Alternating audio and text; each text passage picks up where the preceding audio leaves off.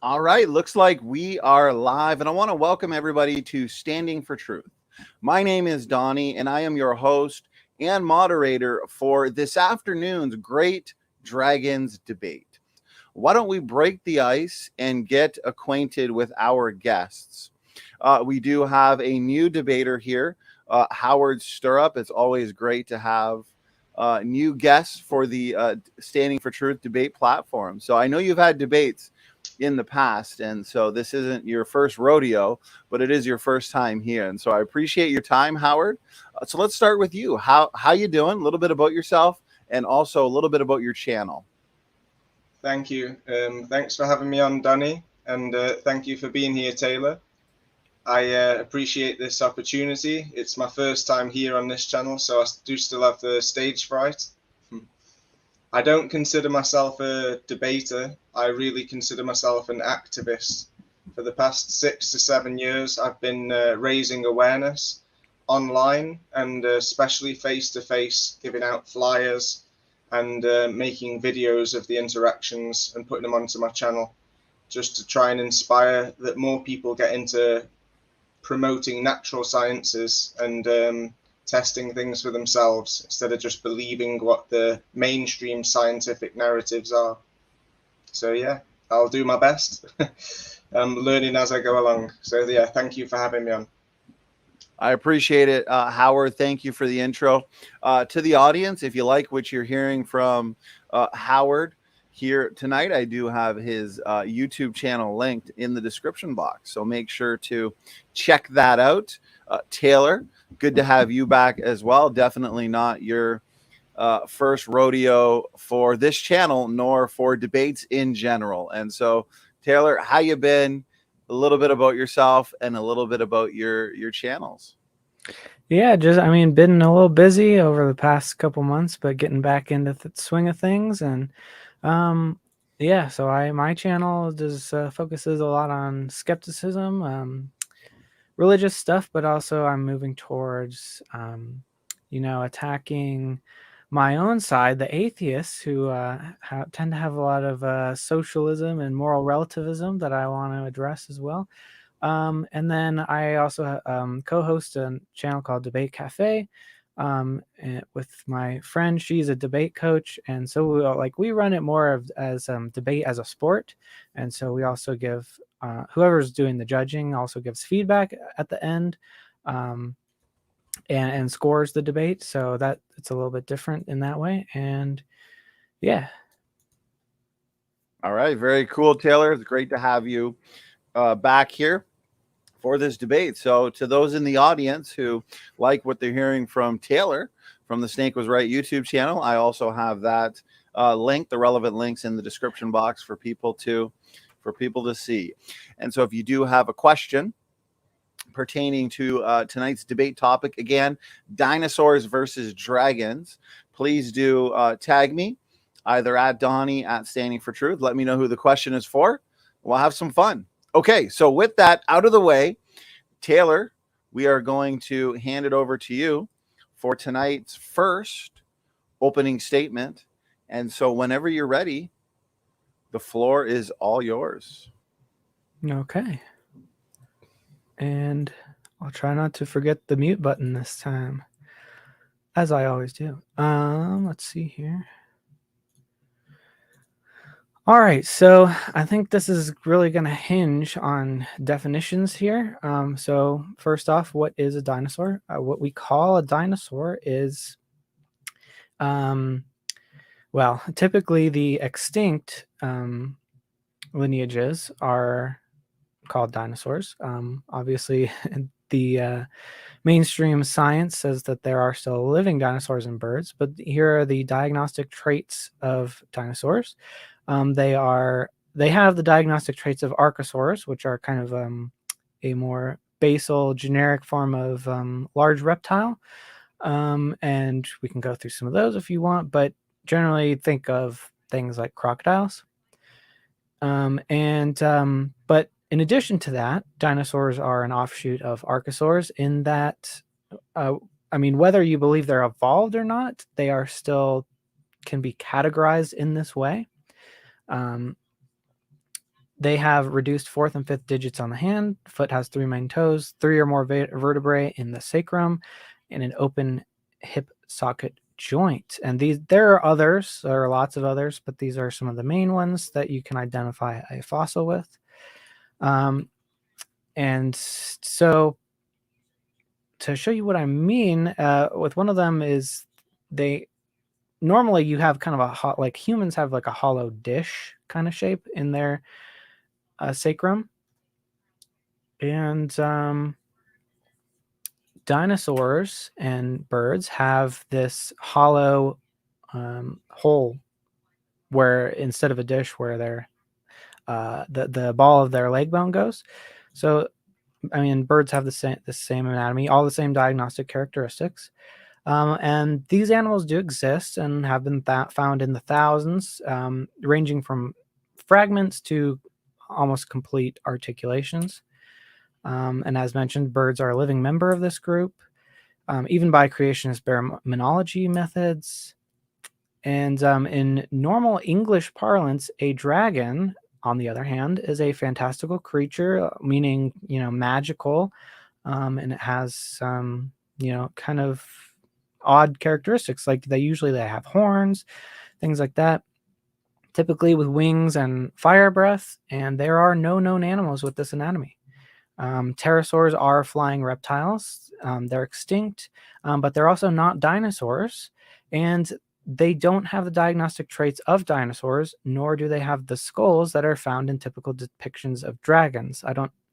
There are no known depictions of dragons that I know of that have things like pterosaur beaks. There are things like hippogriffs, and which are like an eagle's head and claws on a lion's body. Still no evidence of those things. In the East, dragons are more serpentine with horns and 4 legs. Still no specimens with this anatomy are known to exist. But these still have flight and magical powers, especially compared to European dragons. There's no evidence for these creatures either.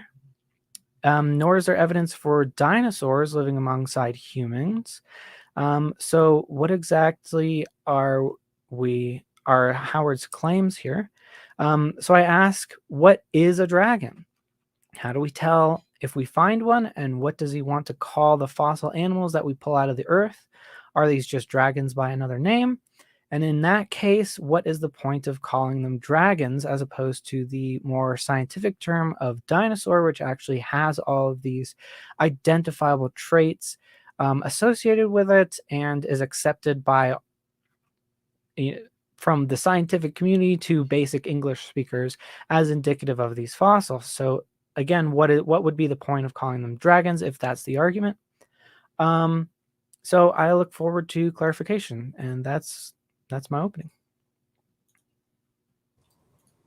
Okay, Taylor, thank you very much for the opening statement. And we're now going to hand it over to Howard. Howard, whenever you're ready, you just let me know. I can get your slides up as well. And you can take your 20-ish minutes. Awesome. Let's see. Is it already playing? Well, I do see the first picture. Awesome. Okay, I'll go. Okay, cool. Okay, Go thank you. Is it full screen? Yes, let me make it full screen right now for you, Howard. Oh, there we go. Looks good. Looks good. Awesome. Okay, so is it rational to identify these bone discoveries as dragons instead of dinosaurs? Well, I would obviously say yes. And it looks like some of the people that name the dinosaur discoveries are also of the same opinion, because we have Titanosaurus, we have Dracorex, and we have many other sleeping dragons that have been found, and sea dragons that have even been found in the UK. So we can see that a lot of the discoveries are only partial. The majority of them are partial. Most of them are headless. So it's quite easy to get a bit imaginative and add a lot of things that we don't really know and make a lot of assumptions when the discoveries are partial. And we also have lots of historical evidence that there's been forgeries to promote these narratives, maybe for money most oftenly. I know that the Bone Wars was how they originally started finding dinosaurs, and I think it was the 1850s or the 1860s, just 20 years after the name was discovered or designed. See, there's a lot of arguments about if they evolved into birds, rodents, or fish, and a lot of the discoveries seem to be in similar positions. The very first known discovery was from Robert Plot, and he actually thought that he was finding petrified body parts, but because of people like Richard Owen that made the name Dinosaurs, and the first fossils were known to be reburied before they were discovered again, it does seem like there could be some kind of cover-up for maybe dragons and giants like the Bible talks about, because when you look at the reproduction system, it doesn't quite make sense for the way that they were designed.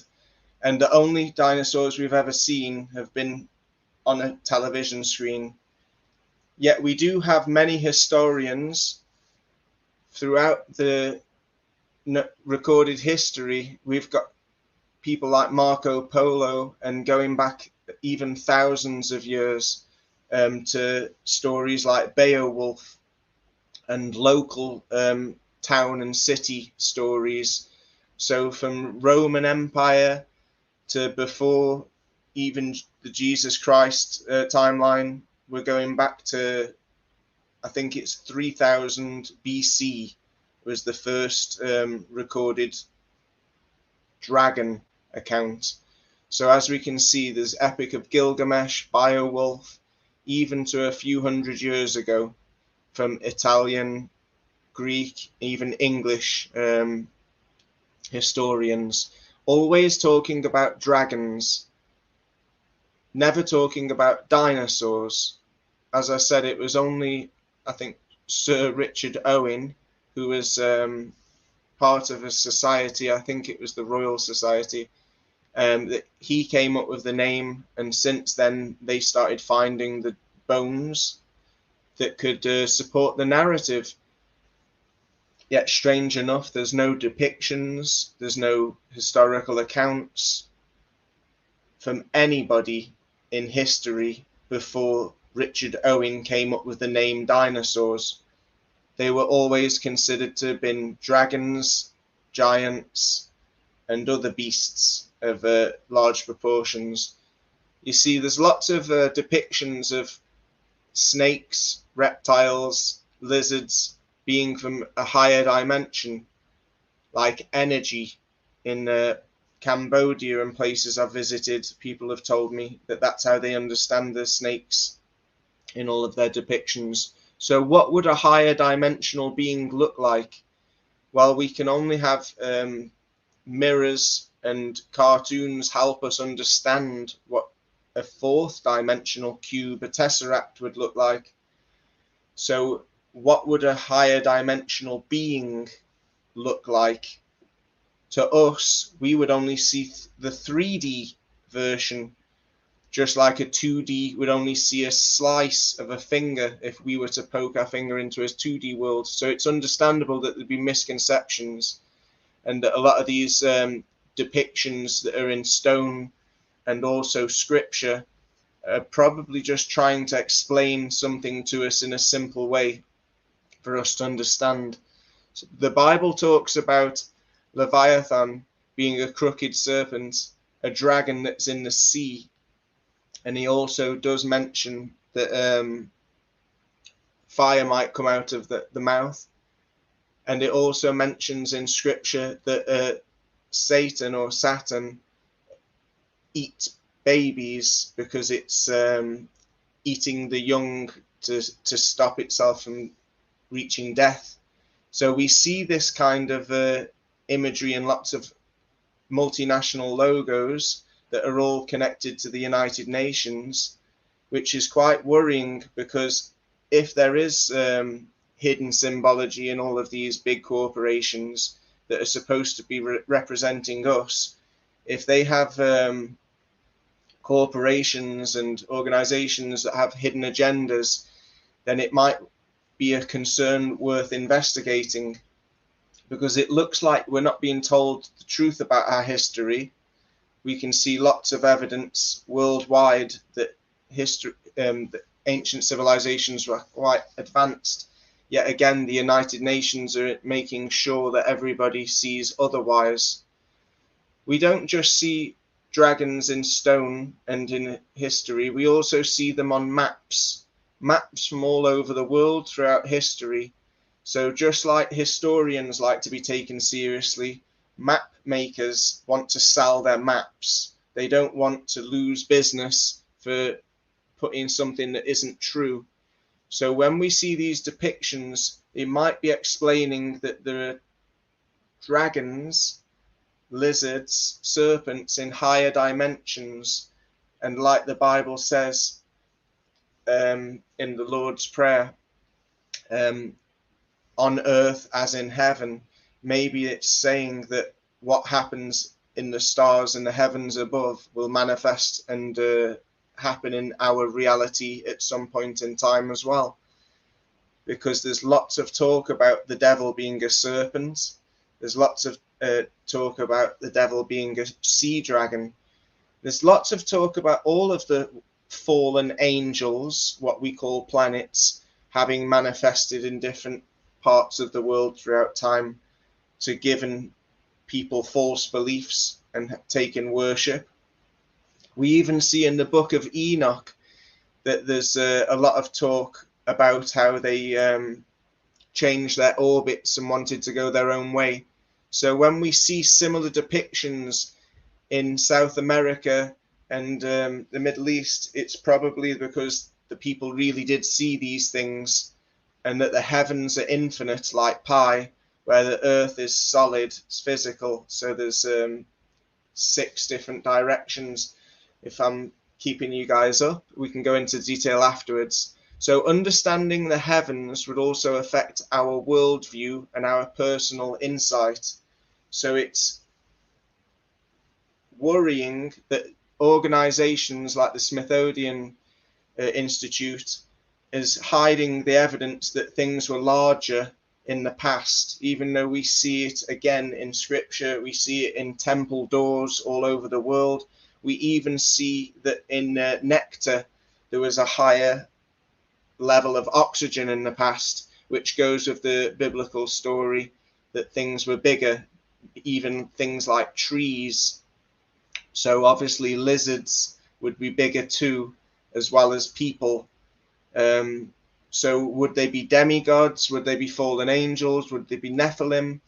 There's a whole debate there on its own, but we definitely see enough serious depictions and sculptures of giants and things built for giants and things that look like they were built by giants. So why would we be having this debate?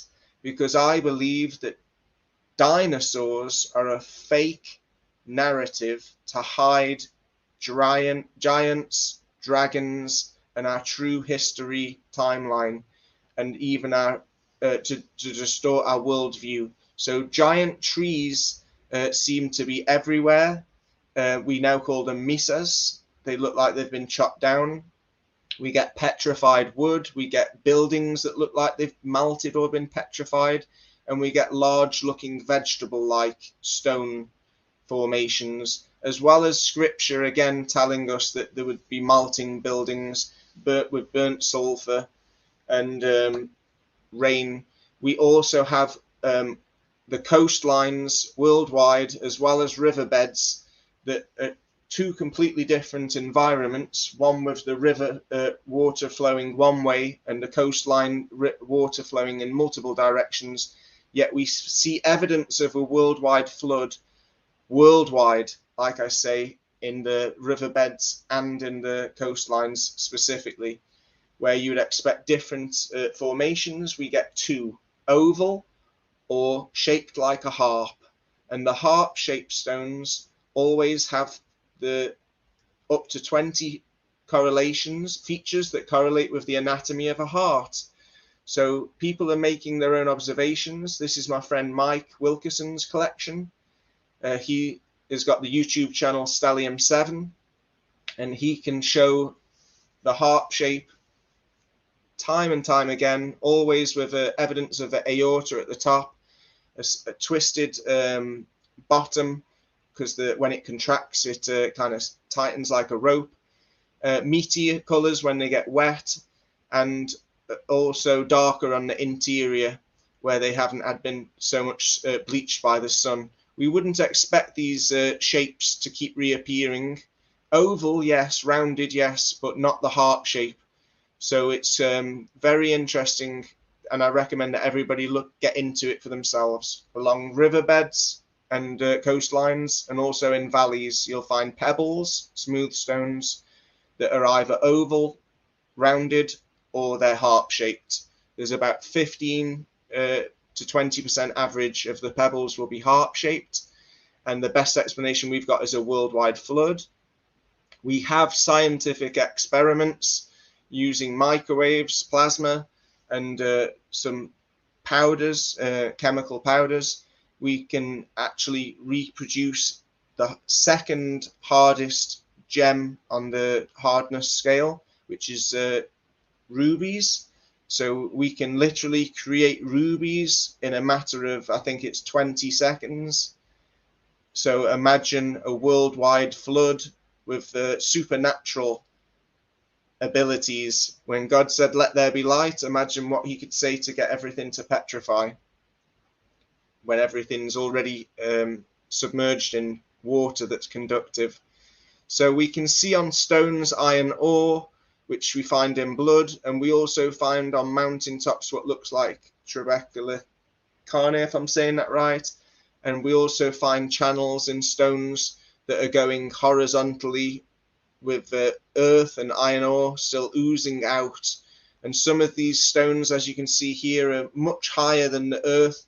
So why earth would be oozing out of a broken part doesn't make sense, unless earth as we know it is walking on, I think, what's the saying, walking on titans or something.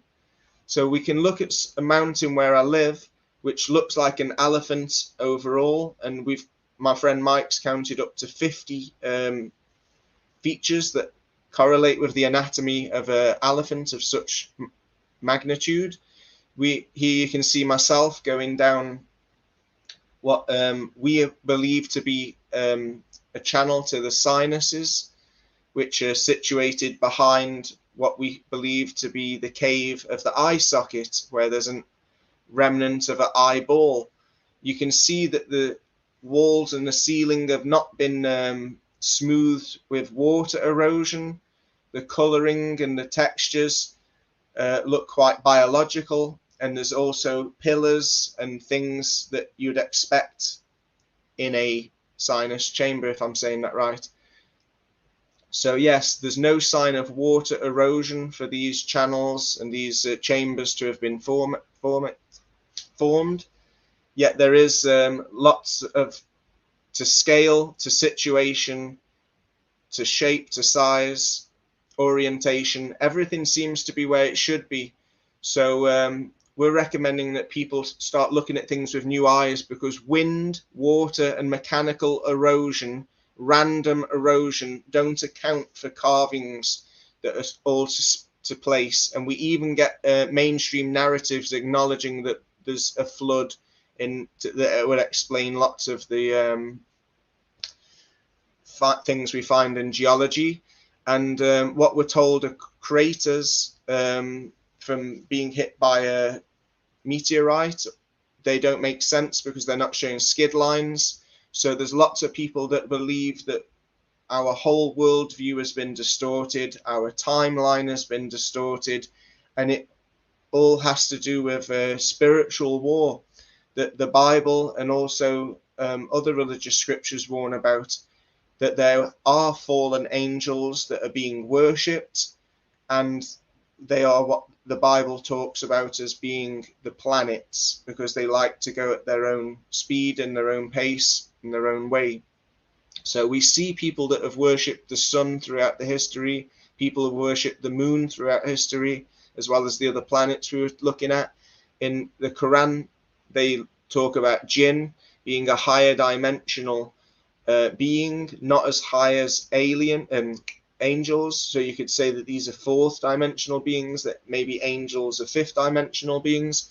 And that's why they say seven heavens, seven likewise for earths, because earth can't be a 3D shape if we are ourselves having thoughts, feelings, memories that are not physical. So if earth's a higher dimensional shape, then there would be higher dimensional beings, which means that there would be a creator, because if there is higher dimensional beings that are deceiving us to think otherwise, then there's a clear sign of evil. If there's sign of evil, then there must be a sign of good. Good is creative, so that tells me there's a creator, and the devil's greatest trick is to make everyone think he doesn't believe. So we've literally been brainwashed to ignore all of the historical artifacts showing that there's reptilian creatures in either a higher dimension and possibly manifested in our physical realm at some point as well. There's stories like of the Loch Ness, there's statues worldwide over temples that we still don't understand how they built, and pyramids that show there's some kind of connection with energy, and also there's something to do with maintaining youth by eating babies, which is why we get the vampire. Even depictions from Pope Gregory and Aleister Crowley, the most famous Satanist, as well as cars brands like Alfa Romero, show there's something about eating young flesh and stealing innocence. It's interesting that even the Vatican are secretly idolizing the reptile, just like the United Nations have got symbolic subliminal messages in their artwork in one of their biggest conference rooms, showing the snake on the head, like in the Jungle Book. Everyone's hypnotized like by the third eye. And there's many Bible verses that also suggest that there is a serpent seed, a generation of vipers, which we've been brainwashed and primed to laugh about, to even like the idea vampires could depend on our innocence and youth to stay alive. So we ignore all of the evidence, even though there was a secret society known as the Order of Dragon, which Napoleon and Count Dracula was a member of. Count Dracula being funny that the royal family admit their descendants. The genealogy shows that I'm descended from Vlad the Impaler, you see.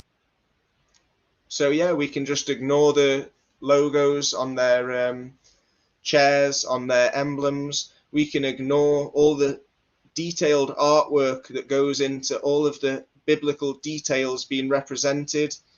And we can ignore that their family is totally connected to secret societies that I used to be a member of, that go back to very, very long time ago. And in the highest degrees, they admit that Lucifer is their god. Lucifer is the light bearer, the light that they are hoping to acquire. And we also see what we call the world leaders go into ceremonies like the CERN tunnel opening. And also we see in Hollywood and the music industry that there's so much idolizing of these biblical figures that were taught are just myth and we shouldn't believe. But if there's so much money behind the promotion of these subliminals, I don't think that the people telling us that we shouldn't be taking these things seriously, but at the same time spending so much time and energy to make sure that we see the alternative and actually subliminally worship and idolize people that promote these things, it just tells me that there's definitely an agenda for a one world government, and that we're being we've got plenty of evidence right in front of us. So if people want to take screenshots, we can come back to this openly in the open discussion. There's plenty of means, methods, opportunity. So thanks for listening. Let's see if we can get into it. Howard, thank you very much for that 20-minute opening statement. Gentlemen, that concludes the opening statements for tonight's Dragons Debate Showdown. I do appreciate the visuals, and it looks like we have a lot of arguments and points to engage for the rest of the debate. So appreciate it again, Taylor. Howard, we're now moving into the uninterrupted rebuttal portion of tonight's debate. And so, Taylor, whenever you're ready, you have 8 minutes on the clock to rebut Howard. Go ahead. Okay, so it's still really unclear what the actual argument is. Is it that dragons, such as are depicting in Beowulf, are actually real, or are all dinosaurs like fantastical magic monsters, or is it just that the regular dinosaurs that we know of should be called dragons? It's very unclear which one of those, if not all of them, you're advocating for. And we had this conspiracy theory about how how dinosaurs are a fake narrative to hide giants. So what is fake? First of all, what is fake about the narrative? Are they hiding the wings on these things, or what's going on? Are they totally fake? It's really unclear what you're actually saying. And how would that hide giants? If they're hiding the giant bones, then why do they need to call dinosaurs dinosaurs? If we just called them dragons, what would that change? If we started calling them dragons, we still wouldn't accept that Beowulf was a real person who fought a real fire-breathing dragon. We still wouldn't accept Leviathan or fire-breathing dragons at all as what we'd now be calling dragons that actually existed. We'd still have T-Rex and call that a dragon, but we wouldn't have Smaug and call that a dragon. Well, we would still call it a dragon, but we'd call it a fictional dragon, just like there are fictional dinosaurs, like in Jurassic Park. They have made-up dinosaurs in there, and a lot of the depictions are inaccurate as well. So really unclear. It just seems to be muddling the waters between these mythological beings, which I would say are fictional, and beings that can actually be confirmed with solid fossil evidence. I think we should have different terms for them. That's why we have a term dinosaur and a term dragon. If we call them all dragons, what is that helping? We still wouldn't accept giants without the physical evidence. And if your claim is that they're hiding the physical evidence of giants, that's a completely different argument. That's making a claim that there's a cover-up of the fossil evidence. So we need evidence of that cover-up, not just conjecture. Conjecture is not really evidence at all. And things like if we're trying to hide if the royal family is trying to hide dragons from people, why would they put dragons on their coat of arms? It seems like they were just trying to erase all mentions of them, to not even put that idea in people's heads. And so it's just really odd. And I'd like to ask, what mythological creatures do you accept and which ones don't you accept? Do you accept all mythological creatures? And you mentioned maps that depict sea monsters. They also thought manatees were mermaids. Later we found out that they're just manatees, and there are no women with seashell bras and fishtails swimming around trying to seduce sailors. And a lot of your speculation is just based on mythology and written like scriptures and things like that. There are other Middle Eastern myths that describe the same sea dragon as Leviathan. It's just a dragon of chaos from older myths. And they report that their gods slew Leviathan. So is that evidence for their gods and their dragons of chaos? Or are you just giving special treatment to certain scriptures and certain myths and not others? Or do you try to accept all of them? Regardless, scripture isn't evidence of anything unless you take all the scriptures, and in which case they're all mutually contradictory. So they're not very reliable. To address some of the dinosaurs that were kind of named after dragons, like Draco Rex. Yeah, it had some horns that kind of makes it look like a dragon. Still no wings or anything. No evidence that it can breathe fire. Just another dinosaur with a colorful name. Scientists do that all the time. They called a little organism that lives in the water that has it's not a mushroom, it's an animal, but it kind of looks like a mushroom. It's called a hydra, and it has these little kind of things that it's almost like a reverse jellyfish that's stuck to the bottom. It's like it's almost like coral. But they call that a hydra, referencing the Greek mythological being that's a hydra, that if you cut off its heads, it'll grow more, because that's what if you cut off parts of its little tendrils, it'll grow more. So does that mean hydras from Greek mythology actually exist? So again, what is the point of calling them dragons? It just confuses these things. And addressing your cave sinus chamber, and your other geological formations, that's not evidence of any kind of. I need something. Can you tell him to hold on for 1 minute? Hold on, someone's calling me real quick. Sorry. I need to restart. No worries, Taylor. I'll stop the timer, and once Taylor is ready to go, we will get this going again. And in the meantime, I will give a quick shout out. So for the summer, we've been doing roughly, so for June, we had about 5 events a week. So we want to make it the summer of all debates, but also open mics too. We want to give people the opportunity to get involved and to join our shows and engage in some impromptu discussion and debate. So this week we have 2 open mics. So we have another evolution open mic. We've been doing the evolution open mics about once a month, and they've been a lot of fun. I really enjoy these. Shows me how quickly time flies by, because I feel like we just had this open mic with Dr. Dino about a month ago. This one we went for about 4 hours, lots of fun. Matt, myself, Sam, Kent. We had a lot of engagement, a lot of great people joined. And so our next open mic is this Thursday with Kent. This time it'll be Kent, myself, and Sam.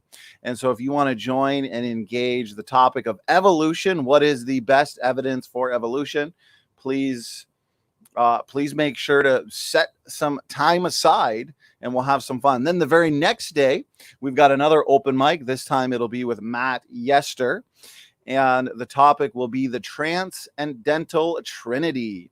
And it'll be me and Sam as hosts, Matt Yester as guest. And so I'm looking forward to this one. Anybody interested in this topic, make sure to be there this Friday. So back-to-back open mic showdowns. And with that, looks like Taylor is back. And so Taylor, whenever you're ready to go. Yeah. So sorry, guys. My lady was trying to restart my internet in the middle of this. Just told her to turn the Wi-Fi off. Where was I? I think I've got a minute or so left. Yeah, well, you just hit the 5 minute and 45 second mark. I hit pause during that time, so you got just over 2 minutes. Okay. So I think I was talking about the geological features. Just because there's a ridge that kind of looks like a back doesn't mean it's a back of like a Spinosaurus or something. There are all kinds of shapes. The cave that you mentioned, I don't know why you think it looks like a sinus, because sinuses are actually very smooth. I don't know if you've seen video of endoscopies of any of the holes that they stick those things into. It's a very smooth tissue in there. And the roughness of the cave, I'm not sure if you know what stalagmites and stalactites are. That is water erosion. The water erodes other minerals and deposits minerals as it drips from the top of caves, both on the roof and where they drip down. It's like the most well-known geological process that I'm aware of.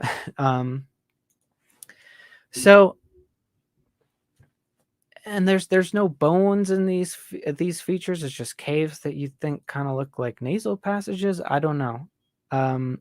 If they were actually giant, enormous beings, we should be able to find bone-shaped parts of these mountains that are of a different type of rock or a different density of rock. That should be pretty easy to find, unless again that's being covered up for some reason, even though it's not you don't have any evidence of that cover up, and it's not possible to cover that up because people can just go do this without permission. You can start a company, you can buy your own equipment. And so then we started talking about 4-dimensional beings and subliminal messages. Again, just speculation. I'm 20 seconds. Subliminal messages must not work very well because I've never had this hidden satanic urge during a Lady Gaga concert. So it's just pure speculation, and which is not evidence, especially compared to the hard physical evidence that we have for just mundane large lizards that are dinosaurs. All right, Taylor, that is 8 minutes. Thank you very much for that 8-minute rebuttal. We're now going to hand it to Howard. Howard, stir up whenever you're ready. Let me restart the timer. You also have 8 minutes for a rebuttal, and the floor is yours. Go ahead. Thank you. So Taylor was making his definition to what makes a dinosaur, and says that they're like crocodiles, but they also believe that they've evolved into chickens and that they've got hips similar to birds, but they're like crocodiles. So I'm just wondering if he's willing to admit that they could have found bone structures from bird-like creatures and bone structures from reptilian-like creatures, and they're just classing those different stages of evolution when really it could be just completely different creatures. And I don't see what the problem with fire breathing is, because we're talking about creatures that are no longer around anymore. So just like there's blue-blooded creatures, maybe there's creatures that could breathe fire. Maybe they had a different chemical than we do for our saliva. And maybe because the oxygen content was much higher before. So obviously this is just me making assumptions, but I don't see how it can be considered so out there, so far-fetched, when we know the oxygen content was higher, and we're talking about creatures that are no longer with us anymore, at least in the physical realm. So yeah, your definition to me just doesn't really do much apart from show that you guys are trying to tie in a lot of bone discoveries and call them all dinosaurs. And what would it matter if they were called dragons? Well, that's my point. The whole idea of things being as they appear in sculptures, in scriptures, and in the myths that we still can learn from local towns and historians, it seems more likely that it's only because of a financial incentive, since Robert Owen created the term, that all of these bone discoveries were made. That's very suspicious. So I think you can follow the money. There's a lot of evidence that museums make a lot of money from these bone discoveries. And there's also lots of evidence, as I showed in my opening statement, where the Smithsonian Institute has been caught with forgeries. They've been taken to court for destroying discoveries that went against their narratives.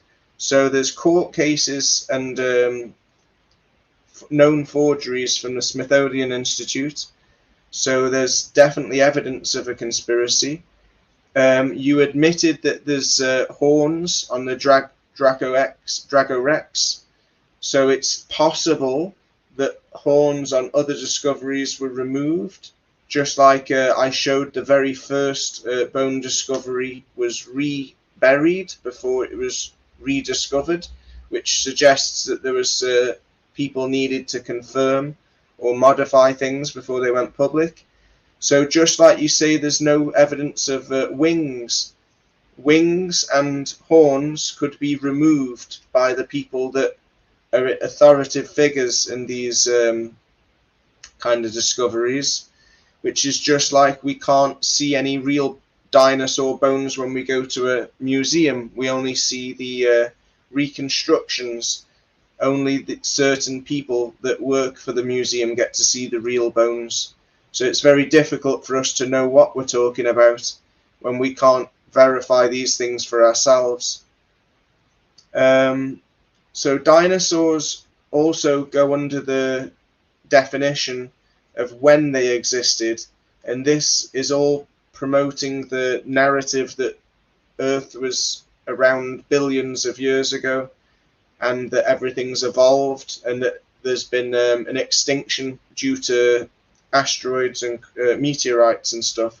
Yet we do have evidence to say the contrary, that there's been a worldwide flood in the last few thousand years, and the evidence for that is reproducible. We don't need to trust in any museum authorities, or we have our own independent investigation, and everyone can take part in it, and the evidence is literally everywhere. Just to touch on what you said in your rebuttal quickly, yes, I'm aware of the water formations that become stone from dripping down. They were not what I was showing in my video. What I showed in my video were clear pillars that were the same width at the bottom as they were at the top. They had a biological formation to them, and I was saying that the walls and the ceiling and the floor were not smoothed from water erosion as we're taught to believe.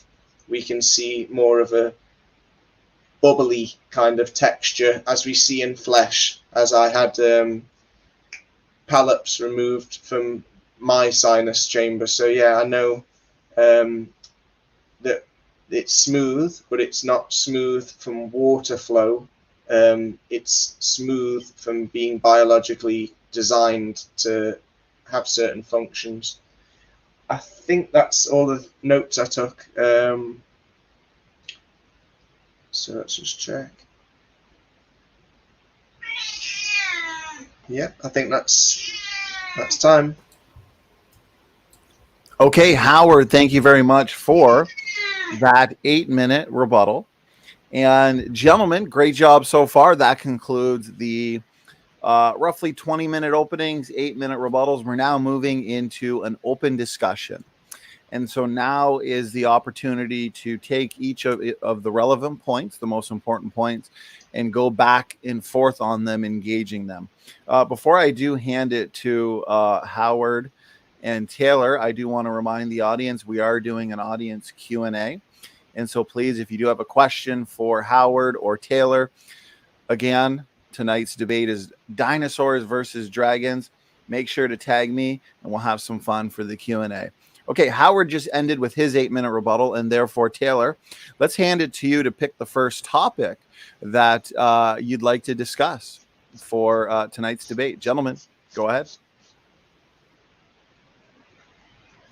So, do you believe that all mythological, fantastical creatures found in stories are real?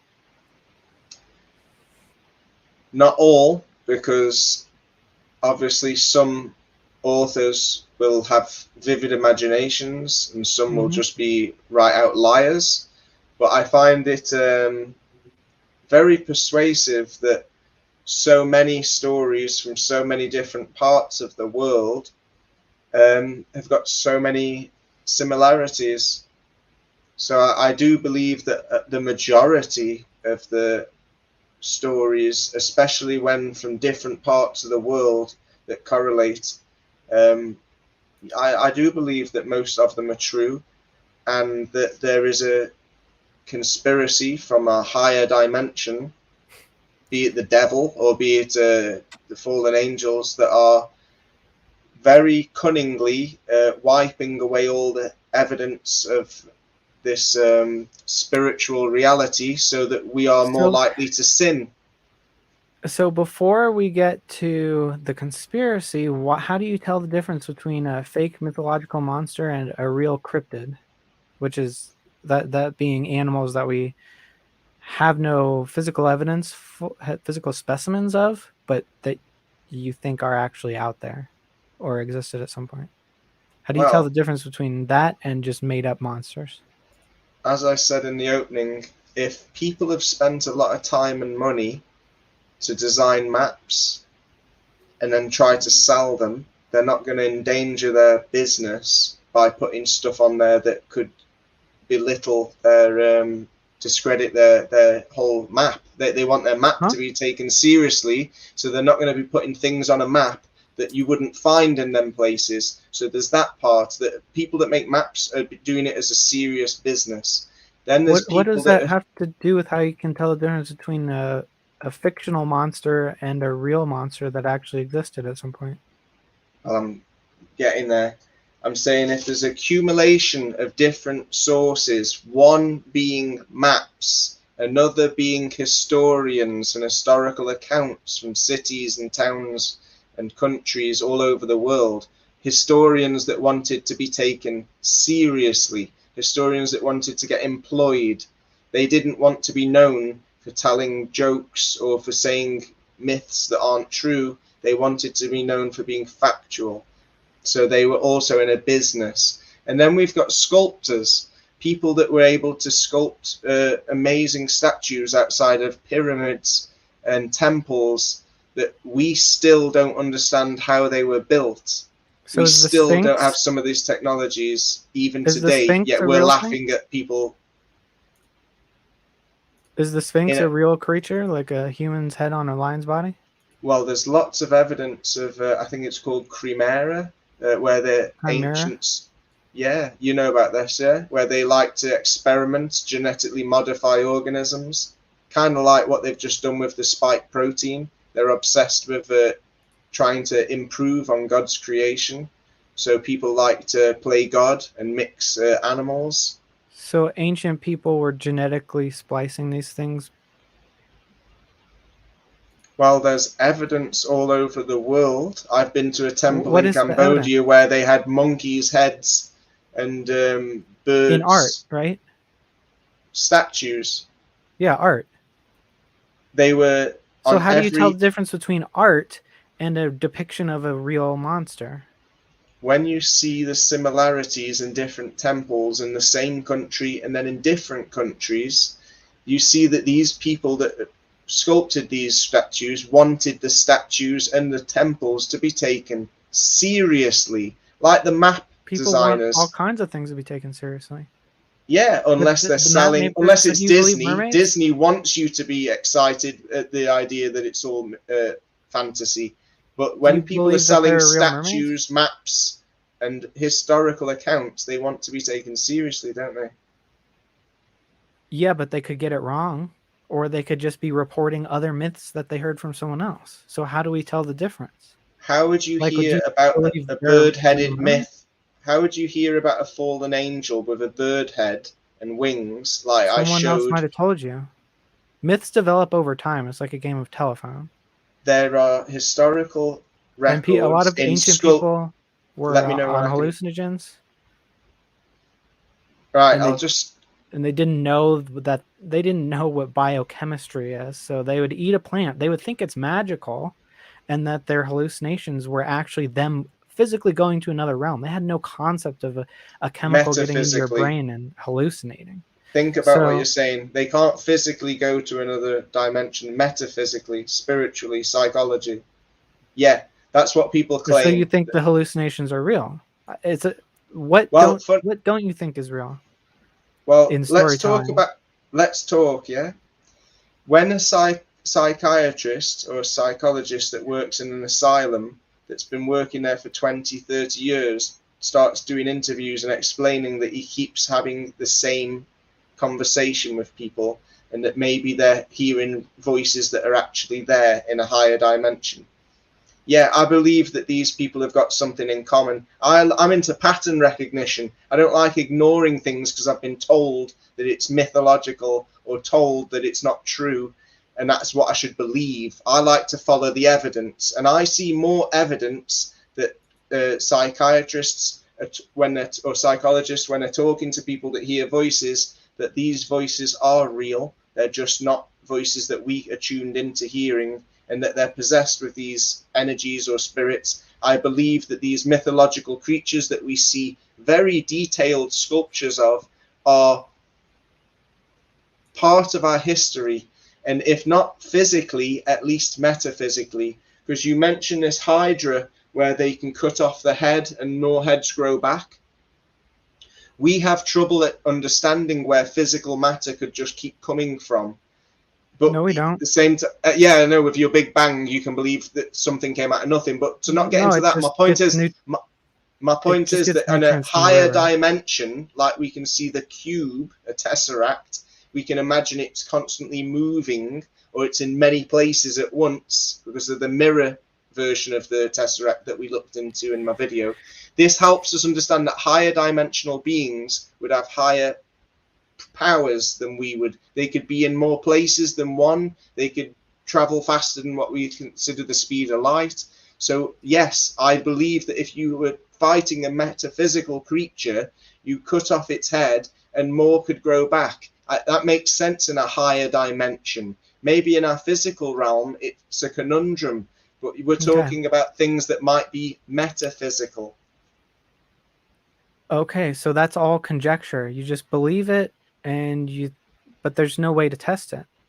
We can actually test the effects of hallucinogens. We can study. Thank you for being honest. We Thank can you for study your honesty. Actual, the active chemical in a hallucinogen, and we can look at what receptors in the brain that it accepts. What chemicals is it close to? We can even tag them with fluorescence and things like that to see what parts of the brain they go to, and test scientifically, if we put this chemical in a brain, this part of the brain lights up, etc., etc. You can't test whether that's actually tuning into some frequency of spirits that's out there. So that's just pure conjecture on your part.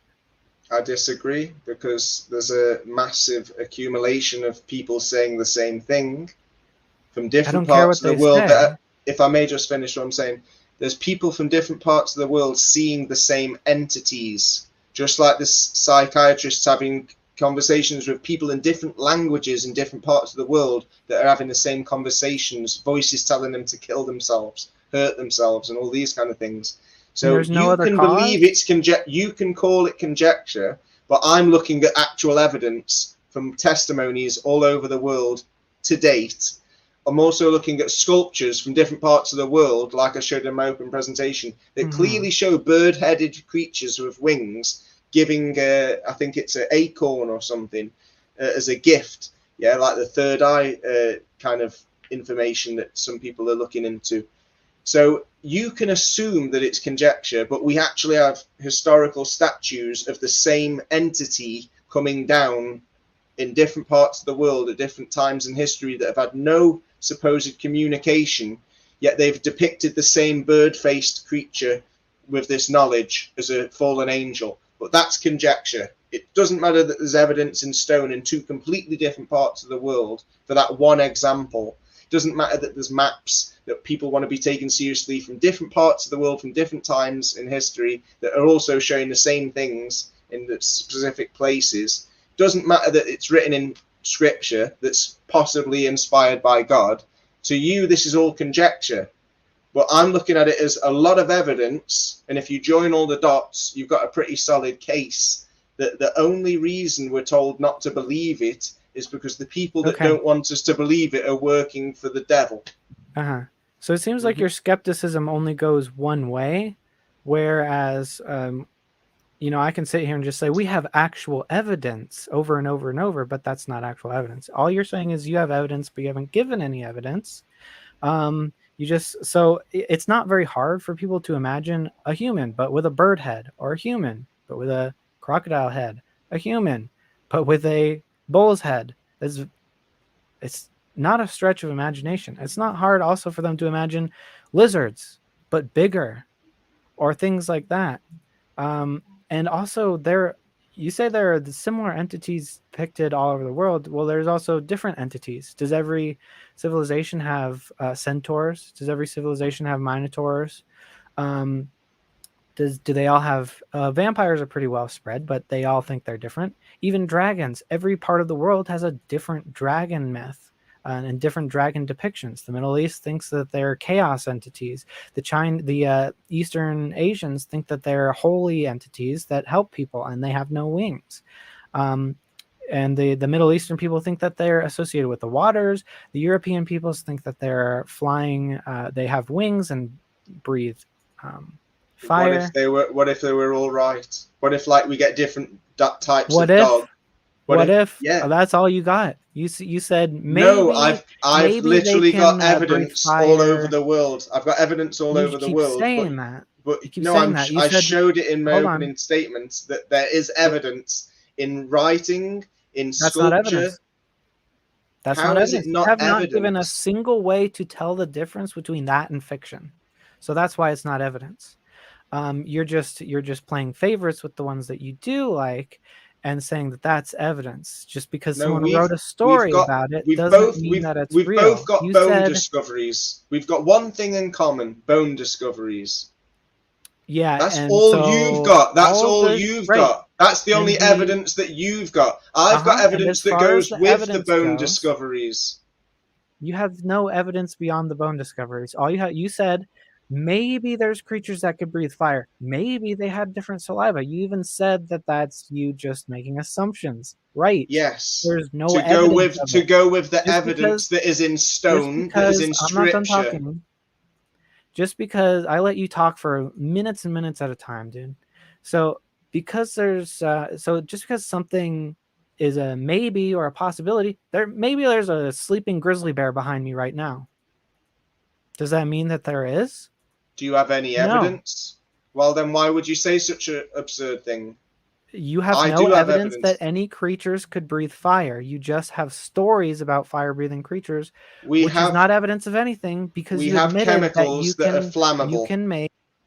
You admitted that there are stories that aren't true about monsters. So give me a way to tell the difference. So far, the only thing you said. Have you ever lit a fart, Tyler? Seriously. Have you ever lit a fart? No. Well, you should try living a little bit. I watched the South Park movie. Right. Well, this is the difference between me and you. You watch other people and believe what you're told. Let me know when I can speak, yeah? Yeah? So, you like to watch other people and believe what other people say. I like to test things for myself. So, How have you tested this? How have you tested whether dragons exist? And can breathe fire? If I put a flame next to my arse and fart, guess what? It becomes flammable. So what's so amazing to think that a dragon could breathe fire? Because when we can expel methane gas, which is flammable. So what's so far-fetched about a dragon breathing fire? If we can breathe fire out of our arse, why can't a dragon breathe fire out of its mouth? Because we're not 5 years old. old. I was going to jump in. Let's get back on track. Let's keep it, rated G for the young Christians in the audience. Okay, so we've had a little bit of crosstalk. Let's get right back to the subject: dinosaurs versus dragons. Few people in the audience confuse what the proposition is. So I'd like to hand it back to Howard to maybe provide a positive argument for tonight, and then. Not that you haven't, but let's kind of get back on track. Pick a certain point brought up in the opening statement, and let's allow you guys to go back and forth on it. I would like to respond to that. Taylor. Yeah. First of all, there's no evidence of a lighter in dinosaurs' mouths, and we know that methane is produced as a result of digestion and is not expelled through the mouth. So that's why. So you have pure conjecture in all animals. All animals that expel methane like that. I've just given an example of how we can expel fire. So there is scientific evidence that we can expel fire. No, you haven't. You need a lighter to do that. You need flint. You can make a spark. You can make a spark with teeth or whatever. Okay, show me evidence of that. I've shown you. I've told you evidence. No, I've told you evidence of how you can light a fart, and I've also. With a lighter. Yeah. Out of the wrong end of the digestive tract. So it's the opposite of what you think. What we have for saliva is acidic. So what they had for saliva might have also been flammable. I can't tell you the definite. Acid does not mean flammable.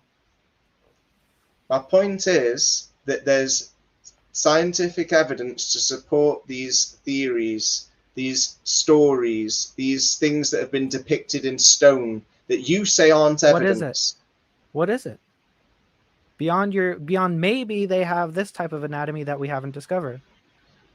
Well, apart from maybe, what have you got to support that the bone discoveries are dinosaurs? Apart from a funded industry that's also been caught out for forgeries, that's also been caught out for cover-ups. Yeah, but you want to ignore the cover-ups, you want to ignore the evidence of cover-ups, you want to ignore the evidence of forgeries, and you just want to claim that I don't have any evidence. Yeah, I've literally shown loads of evidence that there is a conspiracy going on to hide our history, to distort our worldview, to cause us to sin and promote atheism and things because we're blind to all of the evidence that's right in front of us. And your name says a lot. You like to use the name that the snake is right. So that shows that you have an ideology. That shows that you idolize this snake feature. I'm not sure how you believe it, if it was a physical entity, a metaphysical, or if it's something that we've just invented. But whatever it means to you, it obviously means a lot to you. Just like the United Nations and just like the Vatican, it means a lot to them to put it in their buildings and in their logos. So I believe there's power in narrative and story, and so that's part of the channel. Stories contain knowledge. I believe that knowledge of good and evil is a good thing. That's about as deep as it goes. So you deny that there are secret societies that take it further, like the Count Dracula? Because you just pile on a ton of stuff at a time. So going back to the forgeries, do you know who exposed the forgeries? It was paleontologists who exposed people who weren't paleontologists trying to make forgeries, and the paleontologists said, no, these are anatomy from different animals that you're just splicing together. And it was highly publicized. So again, the scientific community is not involved in a cover-up. It is actually involved in the exposition of these forgeries, and it's highly publicized. So what's the conspiracy? You're talking about this one time in Bandcamp. I'm talking about multiple times that they've been caught for forgeries. Imagine how many forgeries haven't been caught yet. Sorry, were you trying to say something, Taylor? The other part is you haven't given any evidence of this. You've just kind of vaguely referenced well-known things. So what forgeries are you talking about? Well, you've just contradicted yourself. So I did reference or I didn't reference? I did. I said you vaguely referenced the idea that there are fossil forgeries. I literally showed a few examples, and I showed newspaper cutouts where the Smithsonian Institute's been caught for forgeries. So I showed quite a few examples, and I could dig up more. And imagine how many haven't been exposed. They weren't exposed by YouTubers. They were exposed by other scientists. Yes, guess what? There's different scientists with different conclusions. I'm not saying that all scientists are in a conspiracy. I'm saying that the people that run the peer-reviewed system, the people that run the organizations for the security worldwide, for the Antarctic Treaty, for the historical narratives of the world, and the climate change narratives, and also the health organization, they're all connected to the United Nations. So if anyone had the power, the motive, it would be them. Them that have got the snake on their logo, same as you've got it on yours. The snake was right to question God and to get the knowledge of good and evil. That's a good thing. But you don't believe in God, yet at the same time you idolize the story. Yep. So this is stories are great.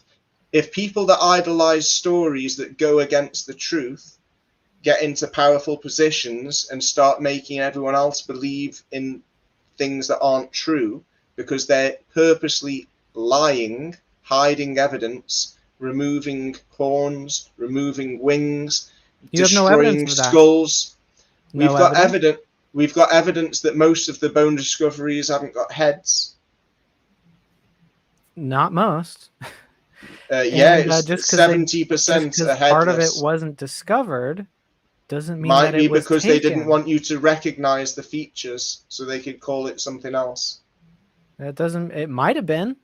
Do you Yeah, have it might evidence have that been. it was? No. I've shown evidence that it might have been, yeah, and I've shown motive, I've shown means, and I've shown lots of different evidences from different parts of the world through different times. Memes. Memes. You can use that term if you want to. I would call it depictions to help get a point across. So depictions of monsters as evidence. We still have no idea how to differentiate. I've shown depictions. I've shown real sculptures. Non-fictional monster. I've shown real sculptures made by real people. I've shown scripture. How do you know that that's a real depiction? That also match other depictions that other people. I'm showing depictions that match other depictions from other parts of the world. You just want to pretend that's coincidence again. It's not evidence, it's a coincidence. Not much of a resemblance. I disagree. A large reptile. I showed many not a statues. Very specific resemblance. I showed many statues, and I've been to many temples that show the same kind of entities in different parts of the world. Yeah, they're not similar enough. In your opinion? No, because when actual paleontology, we have very specific anatomy of bones. They measure it down to the precise angle for species. You just have these artworks. So if these artworks were actually same bone discoveries, the same bone discoveries, we both have bone discoveries. You believe they're dinosaurs from millions and millions of years ago. I believe that they're not dinosaurs. They're a mixture of reptiles and large beasts and even giants that are being called dinosaurs because they don't want us to believe in the flood. They don't want us to believe that the earth is more than a 3D shape. They don't want us to believe that the creator is close, watching and cares for us. They want us to believe that we are gods so that we don't worship the creator. Well, the evidence is in any of that conspiracy. It's in the Bible. Missing wings. It's in the Bible. It's in the Quran. That's not evidence. It's historical evidence. It's written. It's not historical evidence. It's written in multiple languages and it's been around for thousands of years. So what? Whether it's true or not is a different story, but it's literally written in text in multiple languages. It is evidence. That's not whether evidence you think that it's real. Strong evidence. It's a real piece of paper that's got something on it that's been translated into different languages that says what I'm saying we see in all of these sculptures and these maps and all these myths. There are real pieces of paper that say that your God doesn't exist and other gods do exist. So they are evidence. How strong they are is another story, but they are pieces of evidence. You can't just say they're not evidence. If I granted it's evidence, it is the weakest possible evidence that there is. Not when but I wouldn't call it evidence because a story is not evidence. Evidence has to distinguish and differentiate. There's many things in the Bible. You have to be able to tell the difference between a story and a real event. Once you do that, then you might have evidence. Well, there's evidence of a worldwide flood that the Bible talks about. Whether you acknowledge it or not. Yes, there is. It's called pebbles. In fact, there's evidence that there wasn't a worldwide flood. You could ignore the open source investigation like many atheists do, or you could get involved and see if you find other morphologies. We only find oval, rounded, or heart-shaped because most organs are oval, rounded. Are you saying heart with a P or a heart with a T? Both. Hearts are shaped like the harp. So harp-shaped stones are easy to find. They're either harp-shaped or rounded, just like organs are either rounded or they're the heart. So it's interesting that they're the only two shapes that you find in riverbeds. It's not actually. Do you know what kind of shapes come out of rock tumblers? Different Same shapes, shapes. mostly oval. Yes, but we don't find different shapes, Taylor. If you listen instead of laughing, listen. You don't find different shapes. You only find two, mostly oval or harp-shaped. Because that's most the of the shape. organs... Just like how Go on. gravity shapes planets necessarily in the shape of a ball, when rocks have forces interacting on them from all sides because they're tumbling, it creates spheres and ovals because they're getting roughly equal force on all sides, which is what an oval or a circle is. Yeah, mechanical erosion. I've been looking into it for years. Thank you. I know all about mechanical erosion. That's why I clearly said there's two shapes. Oval, which we could expect, and the other shape is harp-shaped stones. Harp-shaped stones shouldn't be made from water passing over it in one direction, a river.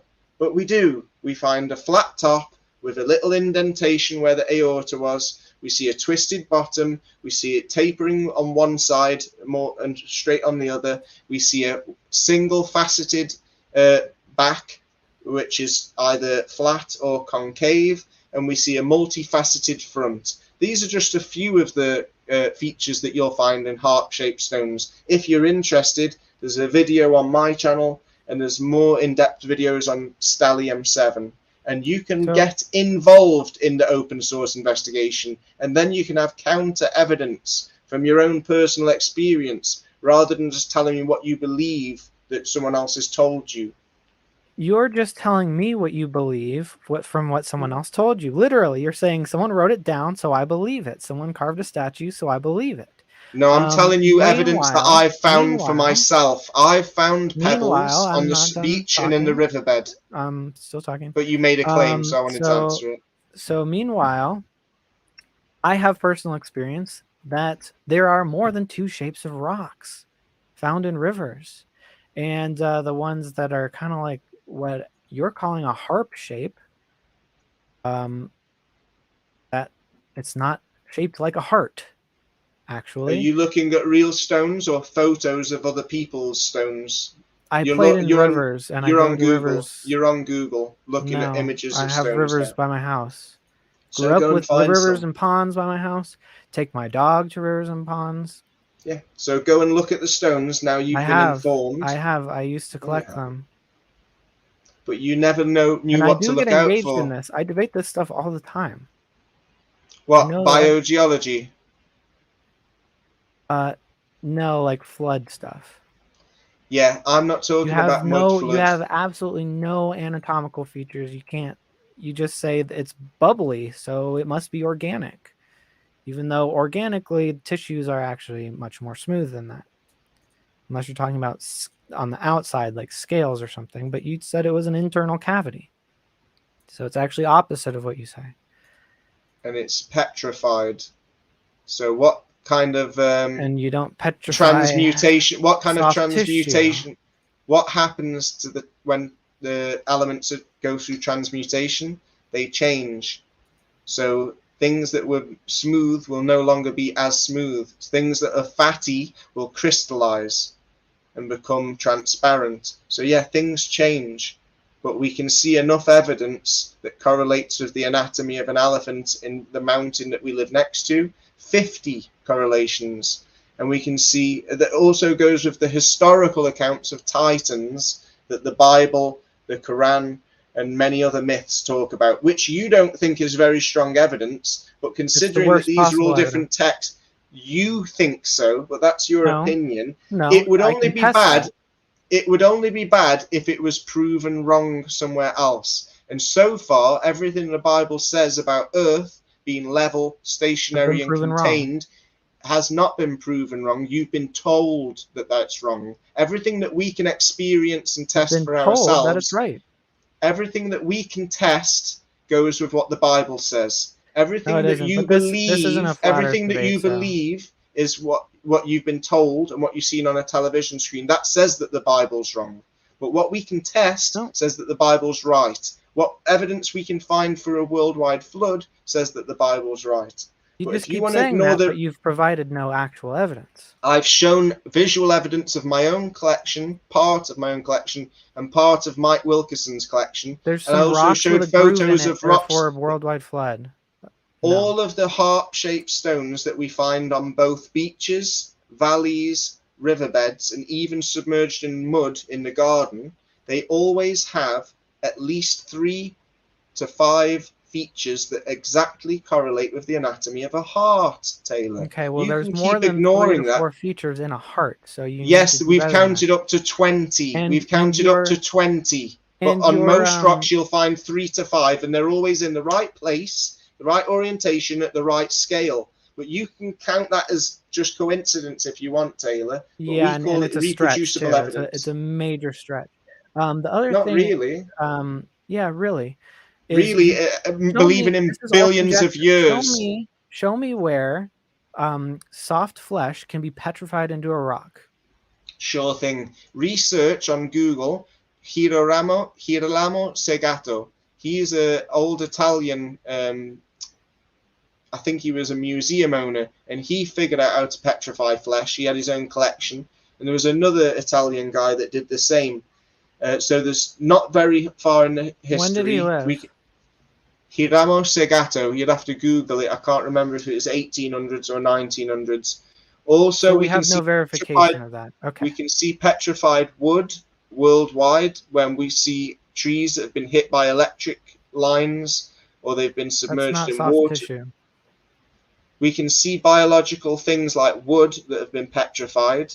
Remember the moon rock that they gave to the Dutch queen? It turned out to be petrified wood, but that's another debate too. So yeah, we know that wood can petrify. We know that Girolamo Segato made flesh petrify, and I showed you how we can make rubies out of powder in a microwave with just 20 seconds.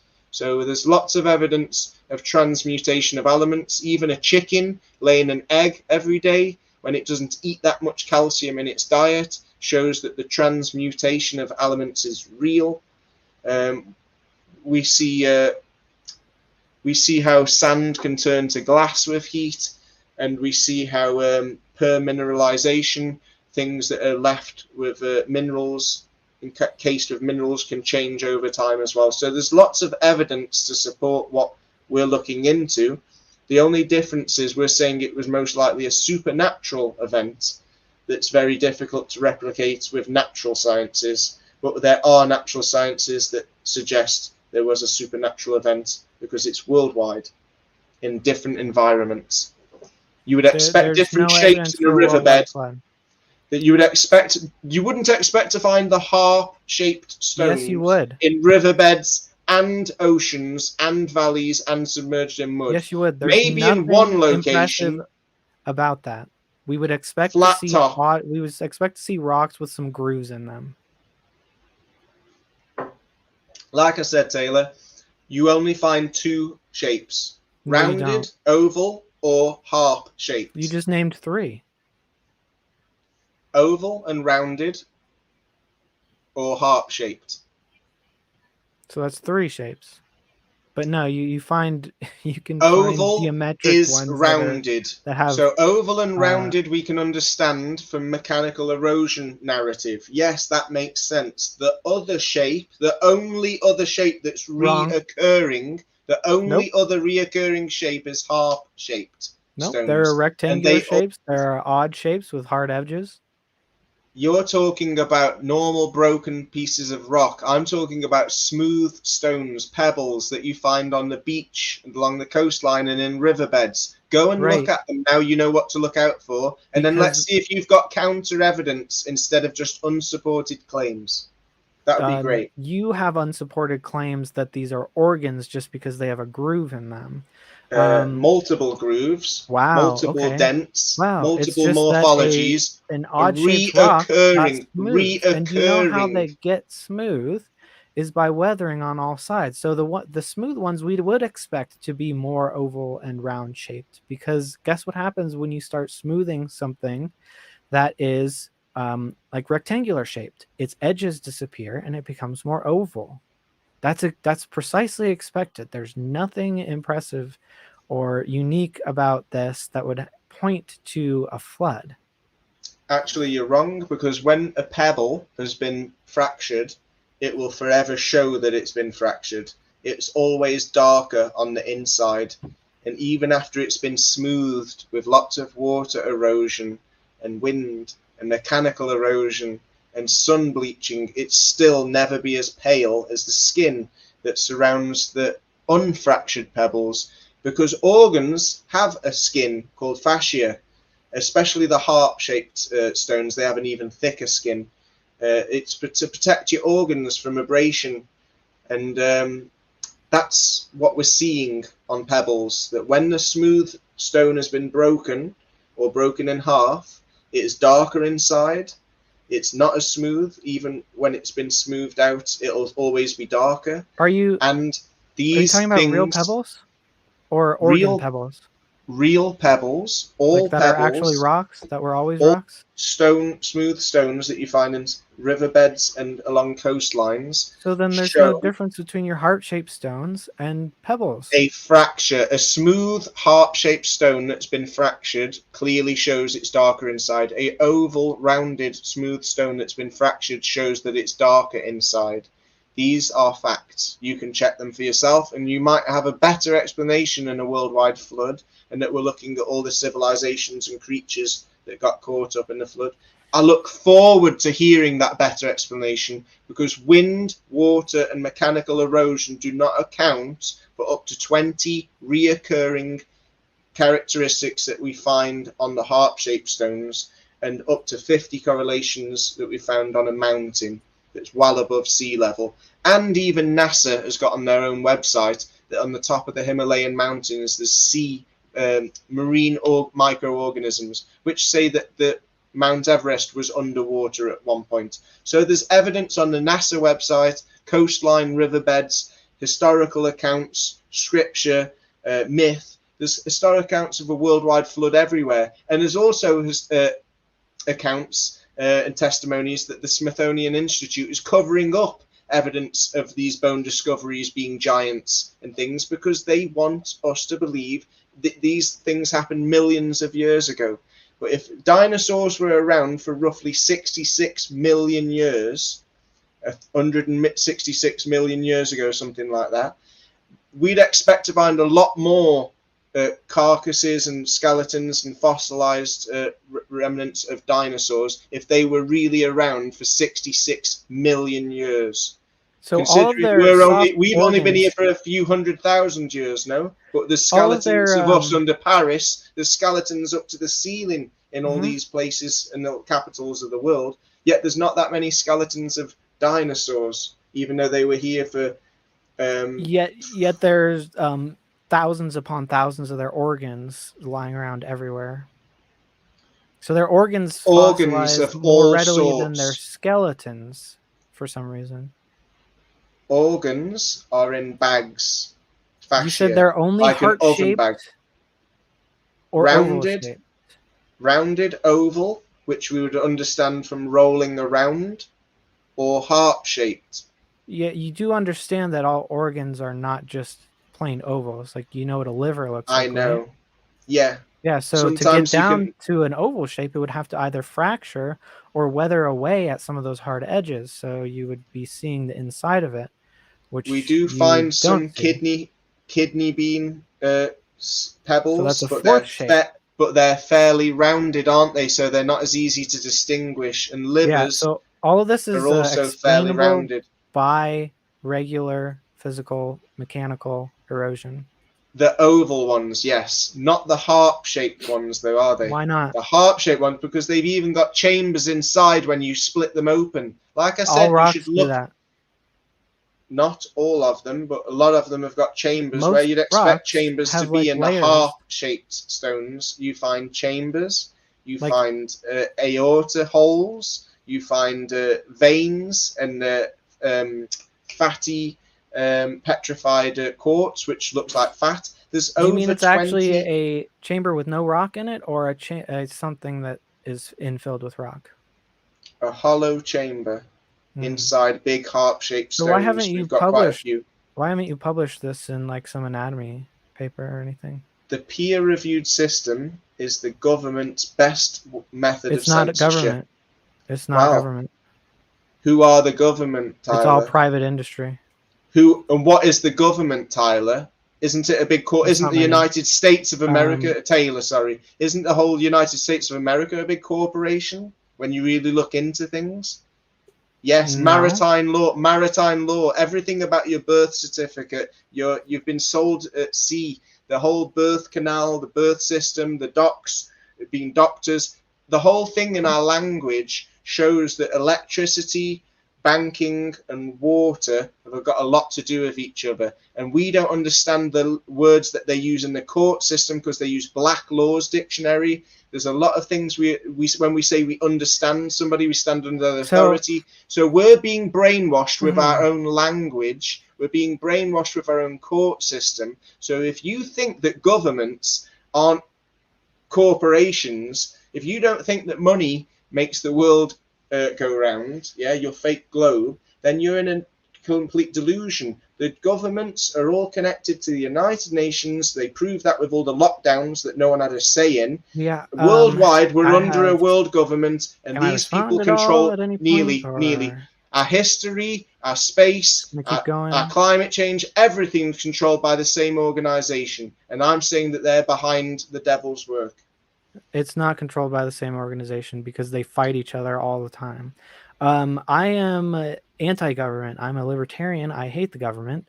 But no, the entire scientific process is not owned by the government. Big Pharma owns part of the government. The military-industrial complex owns the government. But that doesn't mean all anatomy scientists are owned by the government. I didn't say all scientists. I said that the peer-reviewed system is the government's greatest tool of censorship. So they can make certain... Let's talk about that. How does the government own peer review, and what was your alternative? Well, didn't you just say that Big Pharma owns the government? What someone says? Didn't you just say that Big Pharma own the government? So corporations, bankers, and industries that have got a lot of invested... what does Big Pharma have to do with this? Interests. They pull the strings of the puppets that we vote for and call politicians. They don't represent us. They represent the people that put them in the power. What does that have to do with? And they're all with members of secret societies. And these secret societies set up these peer-reviewed systems, set up the academic system, set up the military system. No, they didn't. That's why they've got. Yes, they did. That's why they've got the academic system. No, that's a lie. Listen. No, it's not a lie. Yes, it is. It's all proven. The Rockefellers have taken over the whole academic system. Taken over peer review. And the academic system. Where's the evidence of that? Pharmacy. I can get it for another debate if you want, mate. Oh, interesting. It's all historically accounted how everything's connected to the same bankers that have got their fingers in everything in the world, and they're also all connected to secret societies. One that I used to be a member of. And they're all pulling the strings to help create one big delusion, which it supports and fuels atheism. And it's all intertwined and interconnected to the same organization that I keep mentioning. The United Nations are behind everything.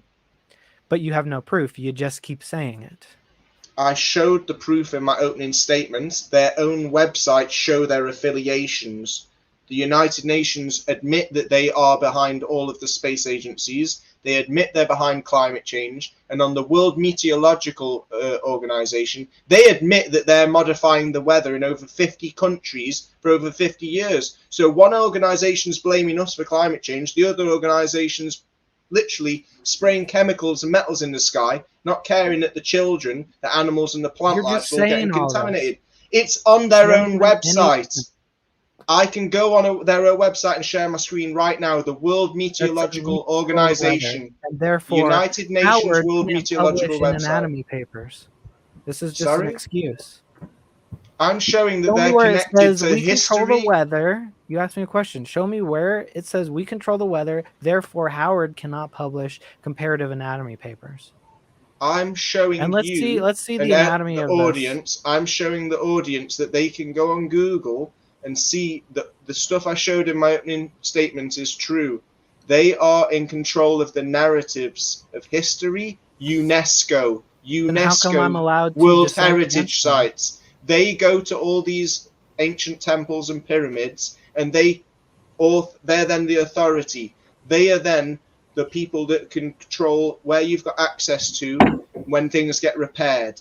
So if they're controlling the historical narrative, the weather narratives, they're controlling our health narratives, they're controlling our government narratives, which they proved in the last pandemic with all the lockdowns. Our governments don't have a say in anything anymore.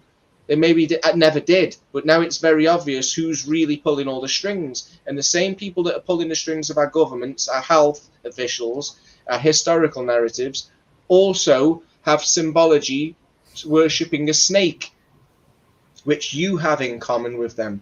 So it's interesting that you've got something in common. You've got an idea that you worship, that we can be as gods. I don't worship anything. But you've been going on for a while. But I just want to. Okay, so I'll jump in. Taylor, go ahead.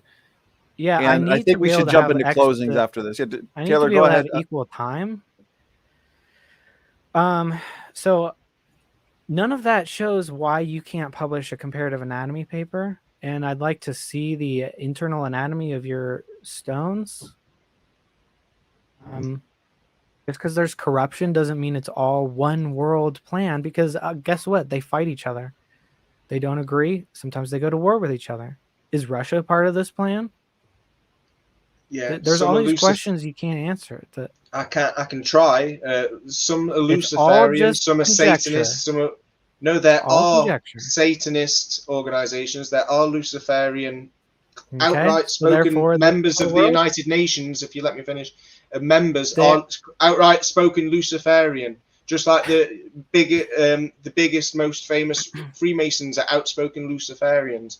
They don't deny it. And they admit it. People who own this country and control the country are outspoken Christians. No, they're not. Yes, they are. They really might be aren't, secret, but this is another debate. You might be conjecturing that they're secret Satanists, but they are openly Christians. Okay, I'm going to jump in, guys. I'd agree with you on that.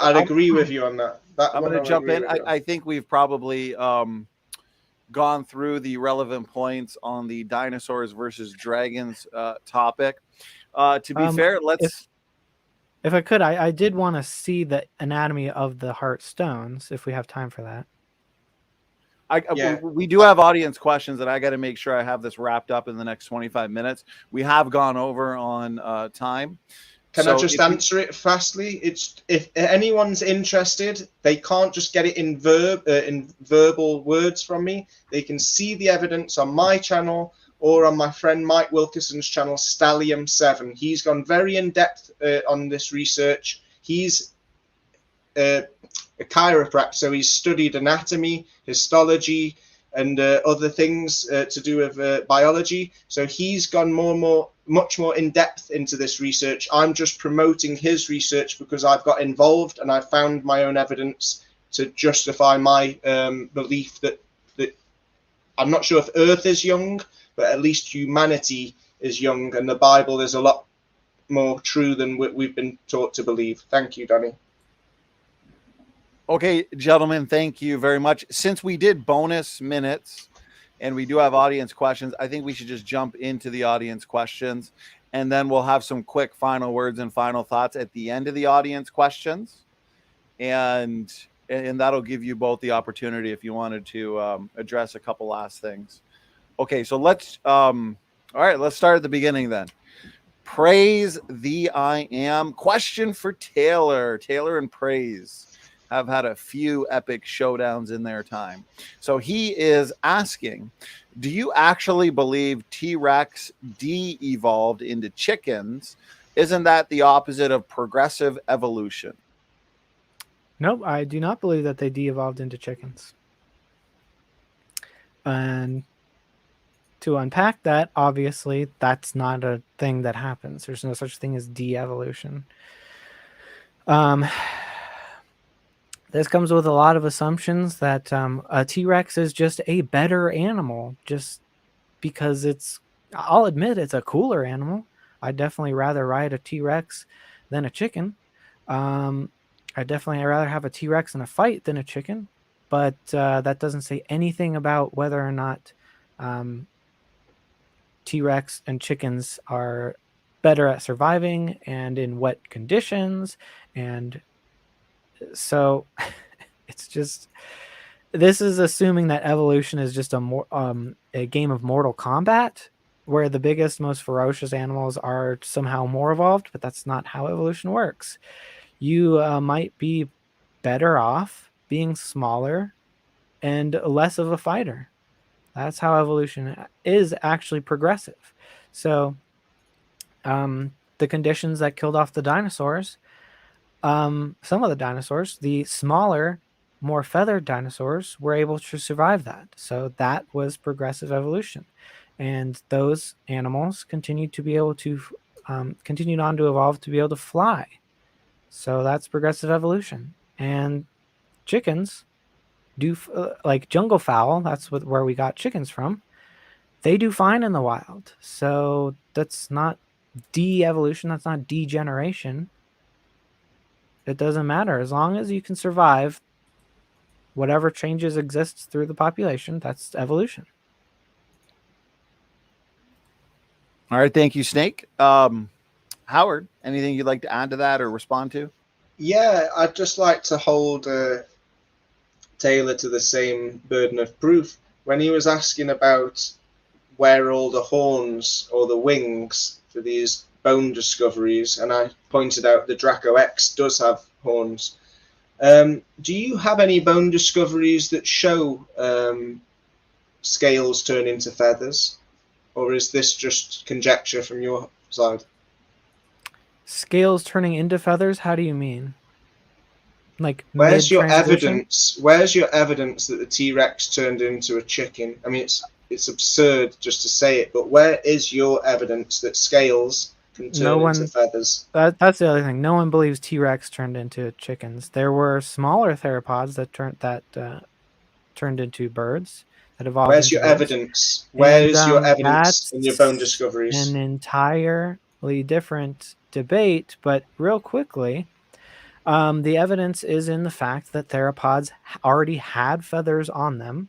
There's evidence that, well, it's not evidence, it's been demonstrated that feathers and scales grow from the same original stem cells, the same anatomy. They are chemically identical. The only difference is in what parts of the keratin are producing cells are programmed to die off.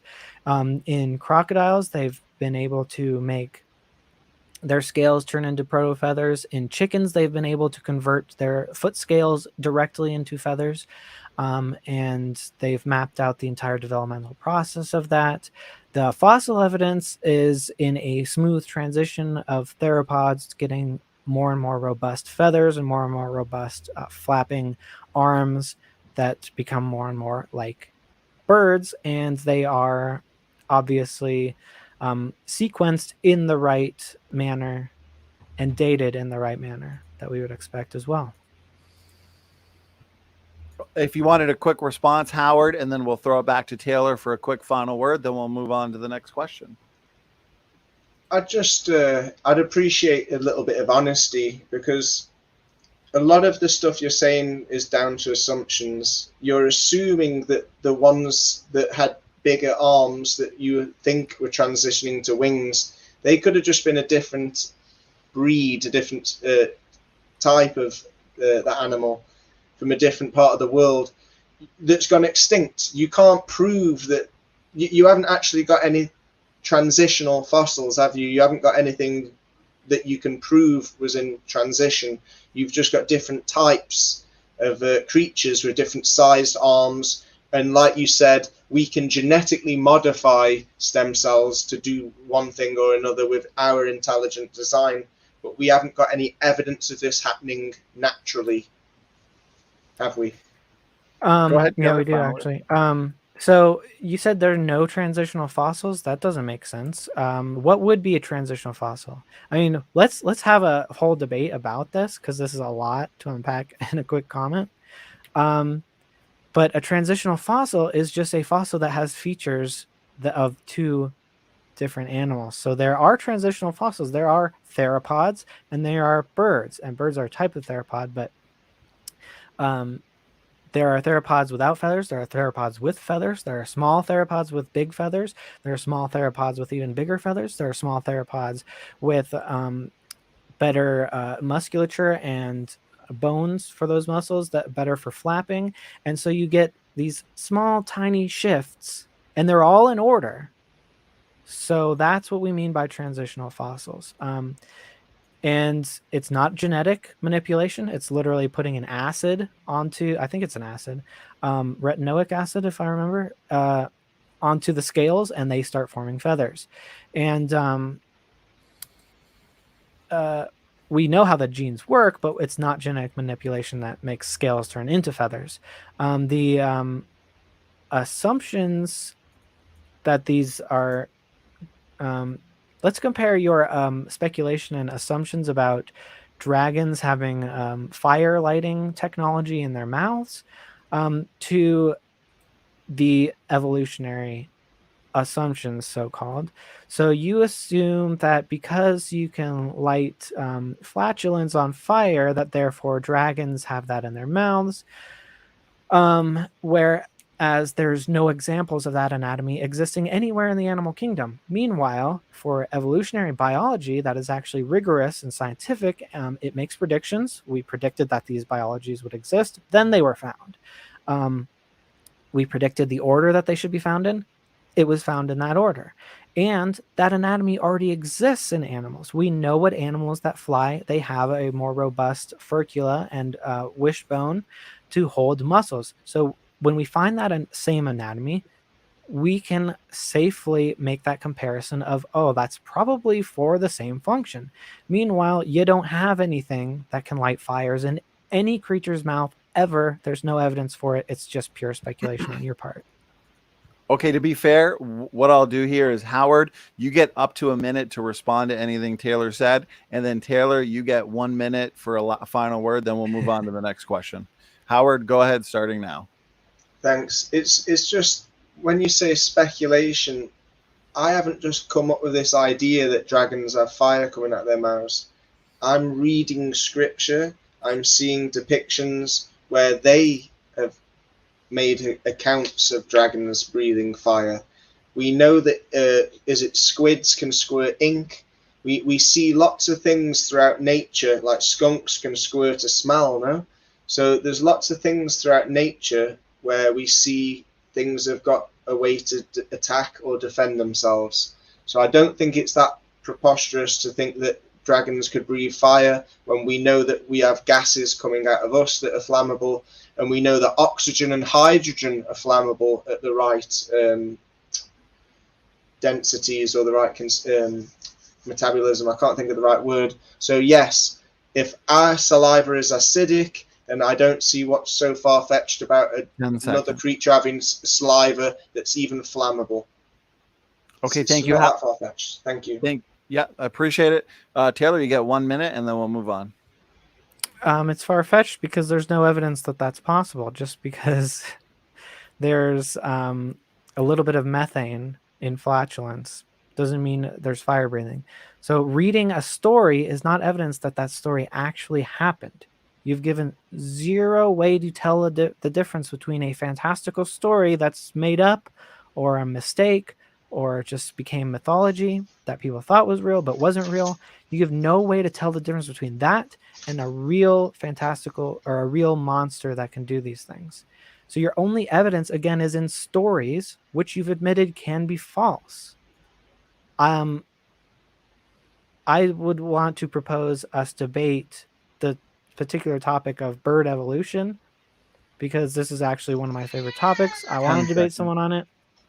Seems like you want to debate this too, and it's a huge topic. So, okay, thank you. Okay, thank you, Taylor and Howard. What we'll do is power rounds now on the next few questions. 1 minute each to respond. So say the questions for Taylor. You get a minute, Howard gets a minute, and then Taylor will get the last minute. So here we go. Next question. This one is for Howard. Creationist crybaby. Howard, Folklore doesn't require a historic underpinning. Haven't leprechauns, the Loch Ness Monster, genie, and others long survived in folklore without any bodies to examine? Go ahead. So, what's he actually? Is he making a statement or a question here? I think he's asking if haven't leprechauns, Loch Ness Monster, genies survived in folklore without any bodies to examine. And In other words, so why is there no bone discoveries for these things? could be. Yeah, okay. Well, that was my point. The very first bone discovery claimed to be a dinosaur was discovered, reburied, and then rediscovered. This is a known fact. So obviously somebody had to check it and verify if there was things that needed to be hidden or not. So I imagine there's been lots of bone discoveries that the Smithsonian Institute has been culpable of destroying, so that there is no evidence of the horns, the wings, the fire breathing, because they go against the narrative that we're being told to believe. Appreciated, Howard. Taylor, floor is yours. Yeah, so private citizens can go out, including paleontologists who are private citizens, they're not government agents, can go out and just look for bones, and they do it all the time. And in this day and age, it's easier than ever, and you could just publish it into the media immediately. And so it's impossible to cover up. So where are all of these fossils for cryptids or examples? It's interesting that no one can find them, even when they're looking for it. But we have evidence of dinosaurs. Okay, appreciate it, Taylor. Howard, you get the last word. Go ahead. Just that there is evidence, and you don't see it on mainstream media, but you can find evidence, and a lot of the time it's even gone through court systems, so it's official. But yeah, it's just not promoted as the mainstream narrative. So you've got to dig a little bit deeper if you're really interested, and make your own observations, like I keep telling people with biogeology. Thank you. Okay, thank you, Howard. Next question comes in from Dr. Dino. Question for Howard. He says, I am a paleontologist who has found actual dinosaur bones in the field. They would not resemble anything like mythical dragons. Dracorex is just a pachycephalosaurid too. More of a comment, as a matter of fact, but feel free to respond to it however you'd like to, Howard. Yeah, cool. It's we've been given these big names and these big timelines, and the bones that suit the narrative we get to see, or they get to make new casts of, and the ones that go against the narrative get destroyed. Dracorex is a great example because it has the horns, which supports my interpretation more than it supports Taylor's. Okay, thank you, Howard. Taylor, yeah, go ahead. So because it has horns, that means that supports the existence of dragons. I think there's a problem here with you count, what is this, the Texas sharpshooter fallacy, where you count all the hits but you ignore all the misses. So there are tons and tons of features that you're ignoring here. What were you talking about earlier where I can't recall at this time, but just ignoring all the data points that don't go along with you and only paying attention to the data points that do. So where are the wings on the Dracorex? And it's not some long confusing name. It's a label that accurately describes what these creatures, their anatomy. The pachycephalosaurids have a rounded, thick skull for fighting each other. At least that's the thought, because of similar anatomy in like billy goats and things like that. But these animals were herbivores, based on their teeth. They don't have dragon teeth. They have short forelimbs, so they're two-legged. No one has discovered them with wings, at least that we know of. But again, we can't just assume that that they did have wings just because, well, it's possible someone lied about it. So these are herbivores, not dragons. They look nothing like actual dragons other than they have horns. Have I got 30 seconds just to make a quick comeback? Yeah, you get the last word. Go ahead, Howard. Thanks. Okay, so when you say ignore the hits, no, I don't. It's just that what I count as good points for me demolish your worldview. What you count as evidence for you doesn't demolish my worldview. You're saying that some of the skeletons have got hips like chickens, yeah? Hips don't lie. I get that. That's cool. I'm not against that there was big chickens, mate. I'm saying that there was a lot of big creatures. So some of the bone discoveries will have hips that look like chicken because maybe there was big chicken-like creatures.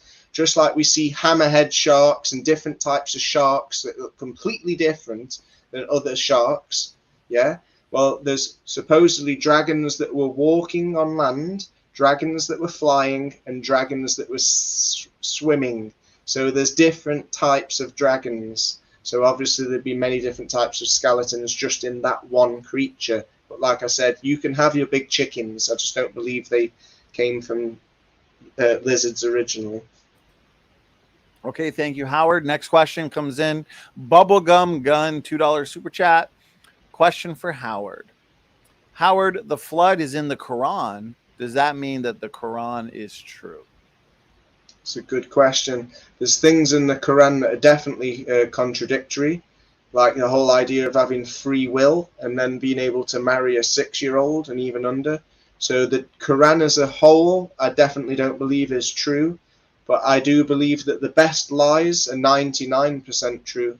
So there's lots of truth in the Quran, truth that we can verify with natural sciences, like the flood, like the earth being level, contained and stationary, and like there being a higher dimension with higher dimensional beings that, like, they depict the angels and the devils on our shoulders. There's more to this world than we realize, and that part of this deception is not wanting us to know that there's higher dimensions, so that we think that all of our decisions are from our own.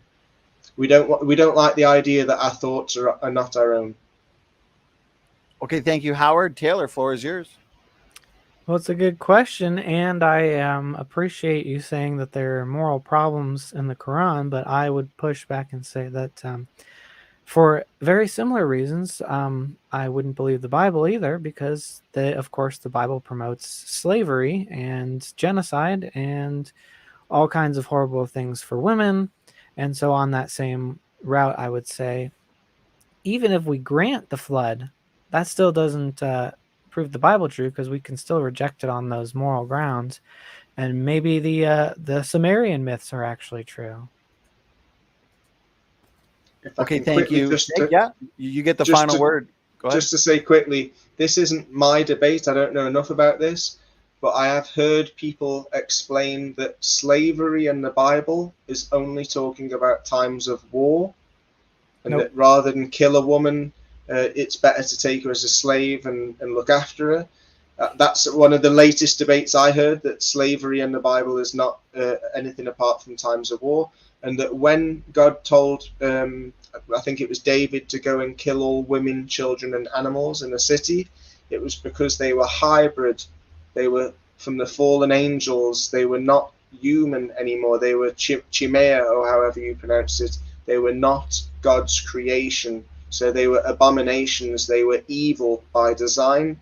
So they would corrupt God's world. So God knew that they had to be wiped off the face of the earth. So there are explanations for why he would tell people to kill women and children, because they were not his design. Okay, next question is for Taylor. So Taylor, you can have the last word on this one, to be fair. So echoing erudite, question for Snake. Doesn't depictions and descriptions of several large reptile creatures worldwide from different cultures and times with multiple accounts mean something unique was seen? Doesn't depictions and descriptions of several sun gods from all over different cultures and times with multiple accounts mean that something was really seen? No, it doesn't. It means that people saw the sun and they didn't have science, and so they thought that everything was mystical. Um, and they also saw large reptiles. There are large reptiles all around the world, and people do have very vivid imaginations. So if you see half a crocodile coming out of the waters and you run away from it, you might say instead of 15 feet long, you might say it's 50 feet long. And you might say that its spikes were all that it reached 5 feet long, things like that. People exaggerate, people tell stories. Maybe you came back and told an accurate account to your village, and then your brother went to the next door village and said it was 70 feet long. And so things get distorted, but it's not a stretch that people exaggerated the things they saw around them. They thought the sun had magical powers. Well, that's based on them seeing a sun. They thought large reptiles. I mean, people back then thought everything was magical. Magical thinking was a thing. Some people still do think everything is magical, but that's a thing that I've been focusing on a lot of the studies of ancient cultures, is they weren't walking around thinking kind of like we do. They thought there was magical significance to everything, and so that might distort how you talk about things that actually do exist. And so it's not suspicious at all that there are repeated themes across the world where they're exaggerating a lot of the same things that do exist in reality. Okay, thank you, Snake. Howard, floor is yours. I'd just like to say there's a difference between impossible and highly improbable.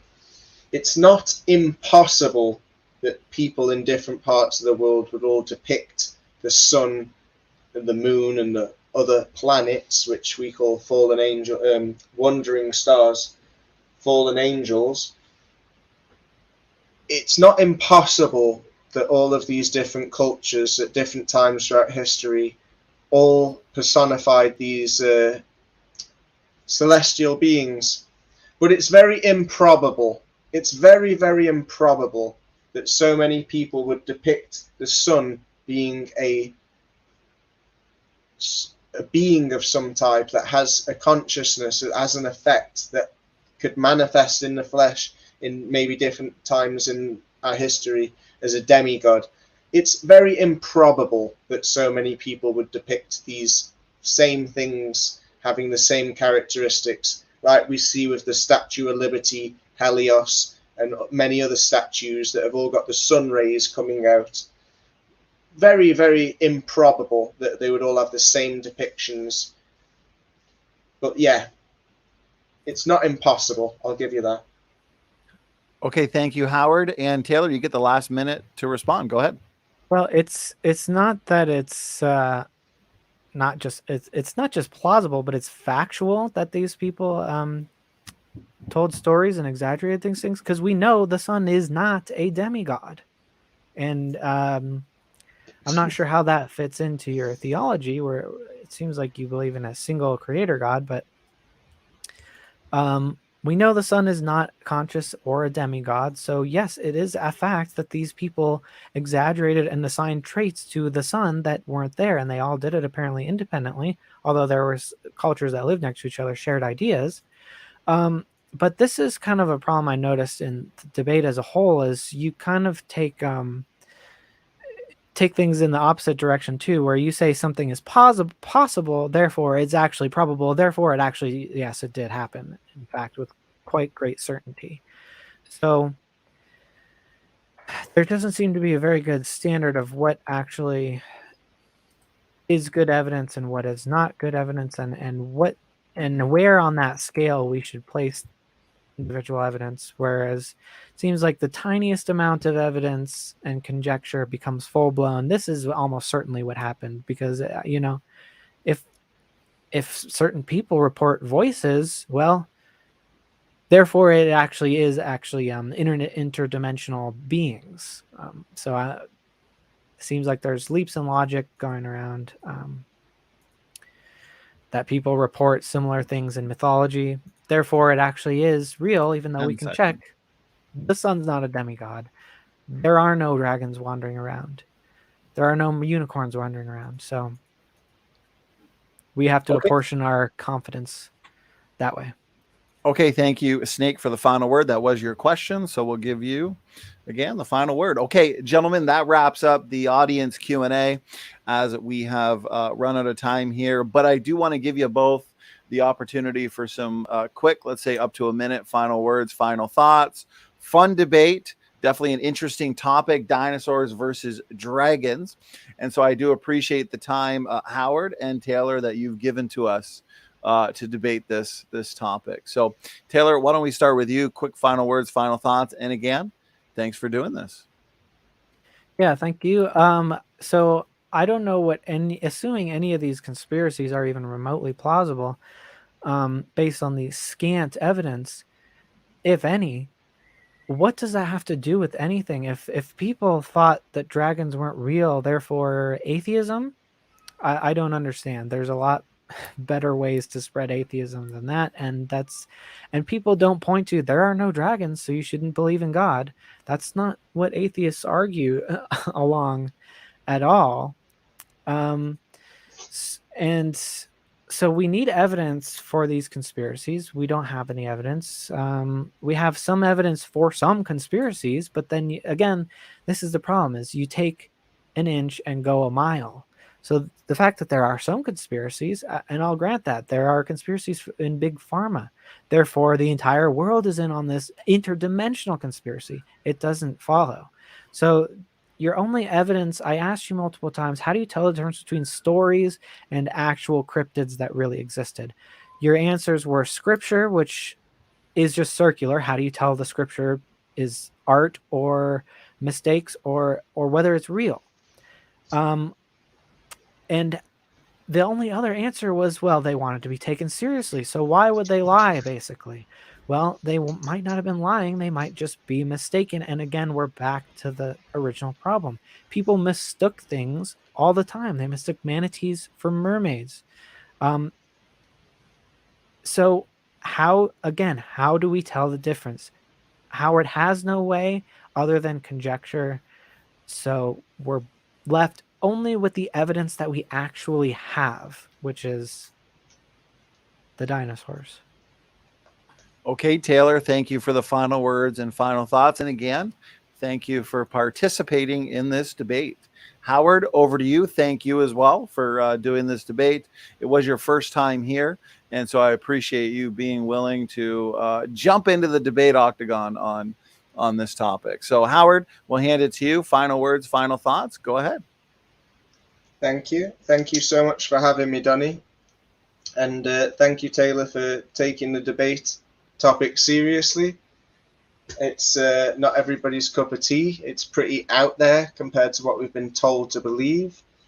But I'd just like to use this last moment to address what you've just said about circular reasoning.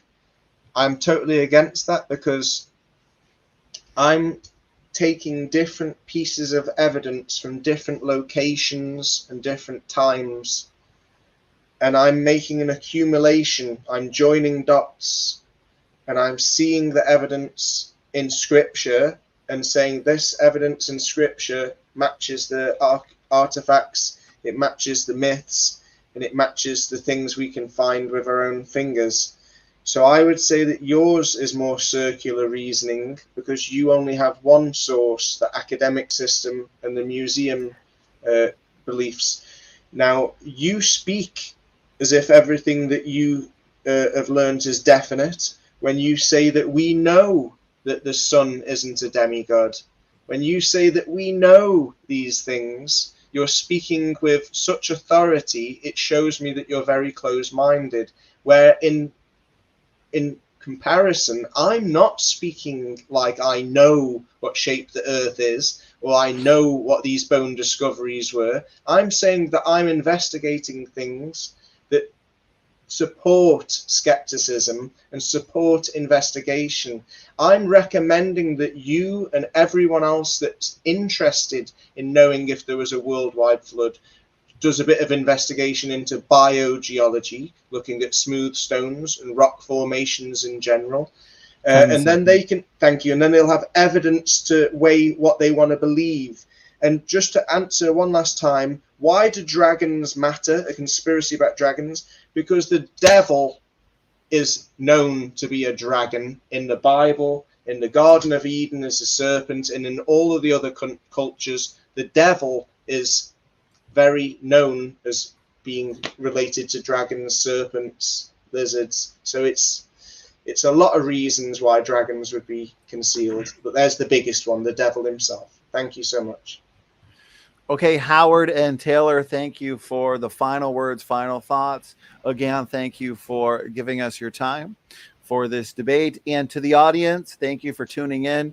I appreciate the engagement, the super stickers and support, and also all of the relevant questions that have come in. And so with that, we are going to wrap things up. And again, thank you for tuning in. Standing for Truth is out.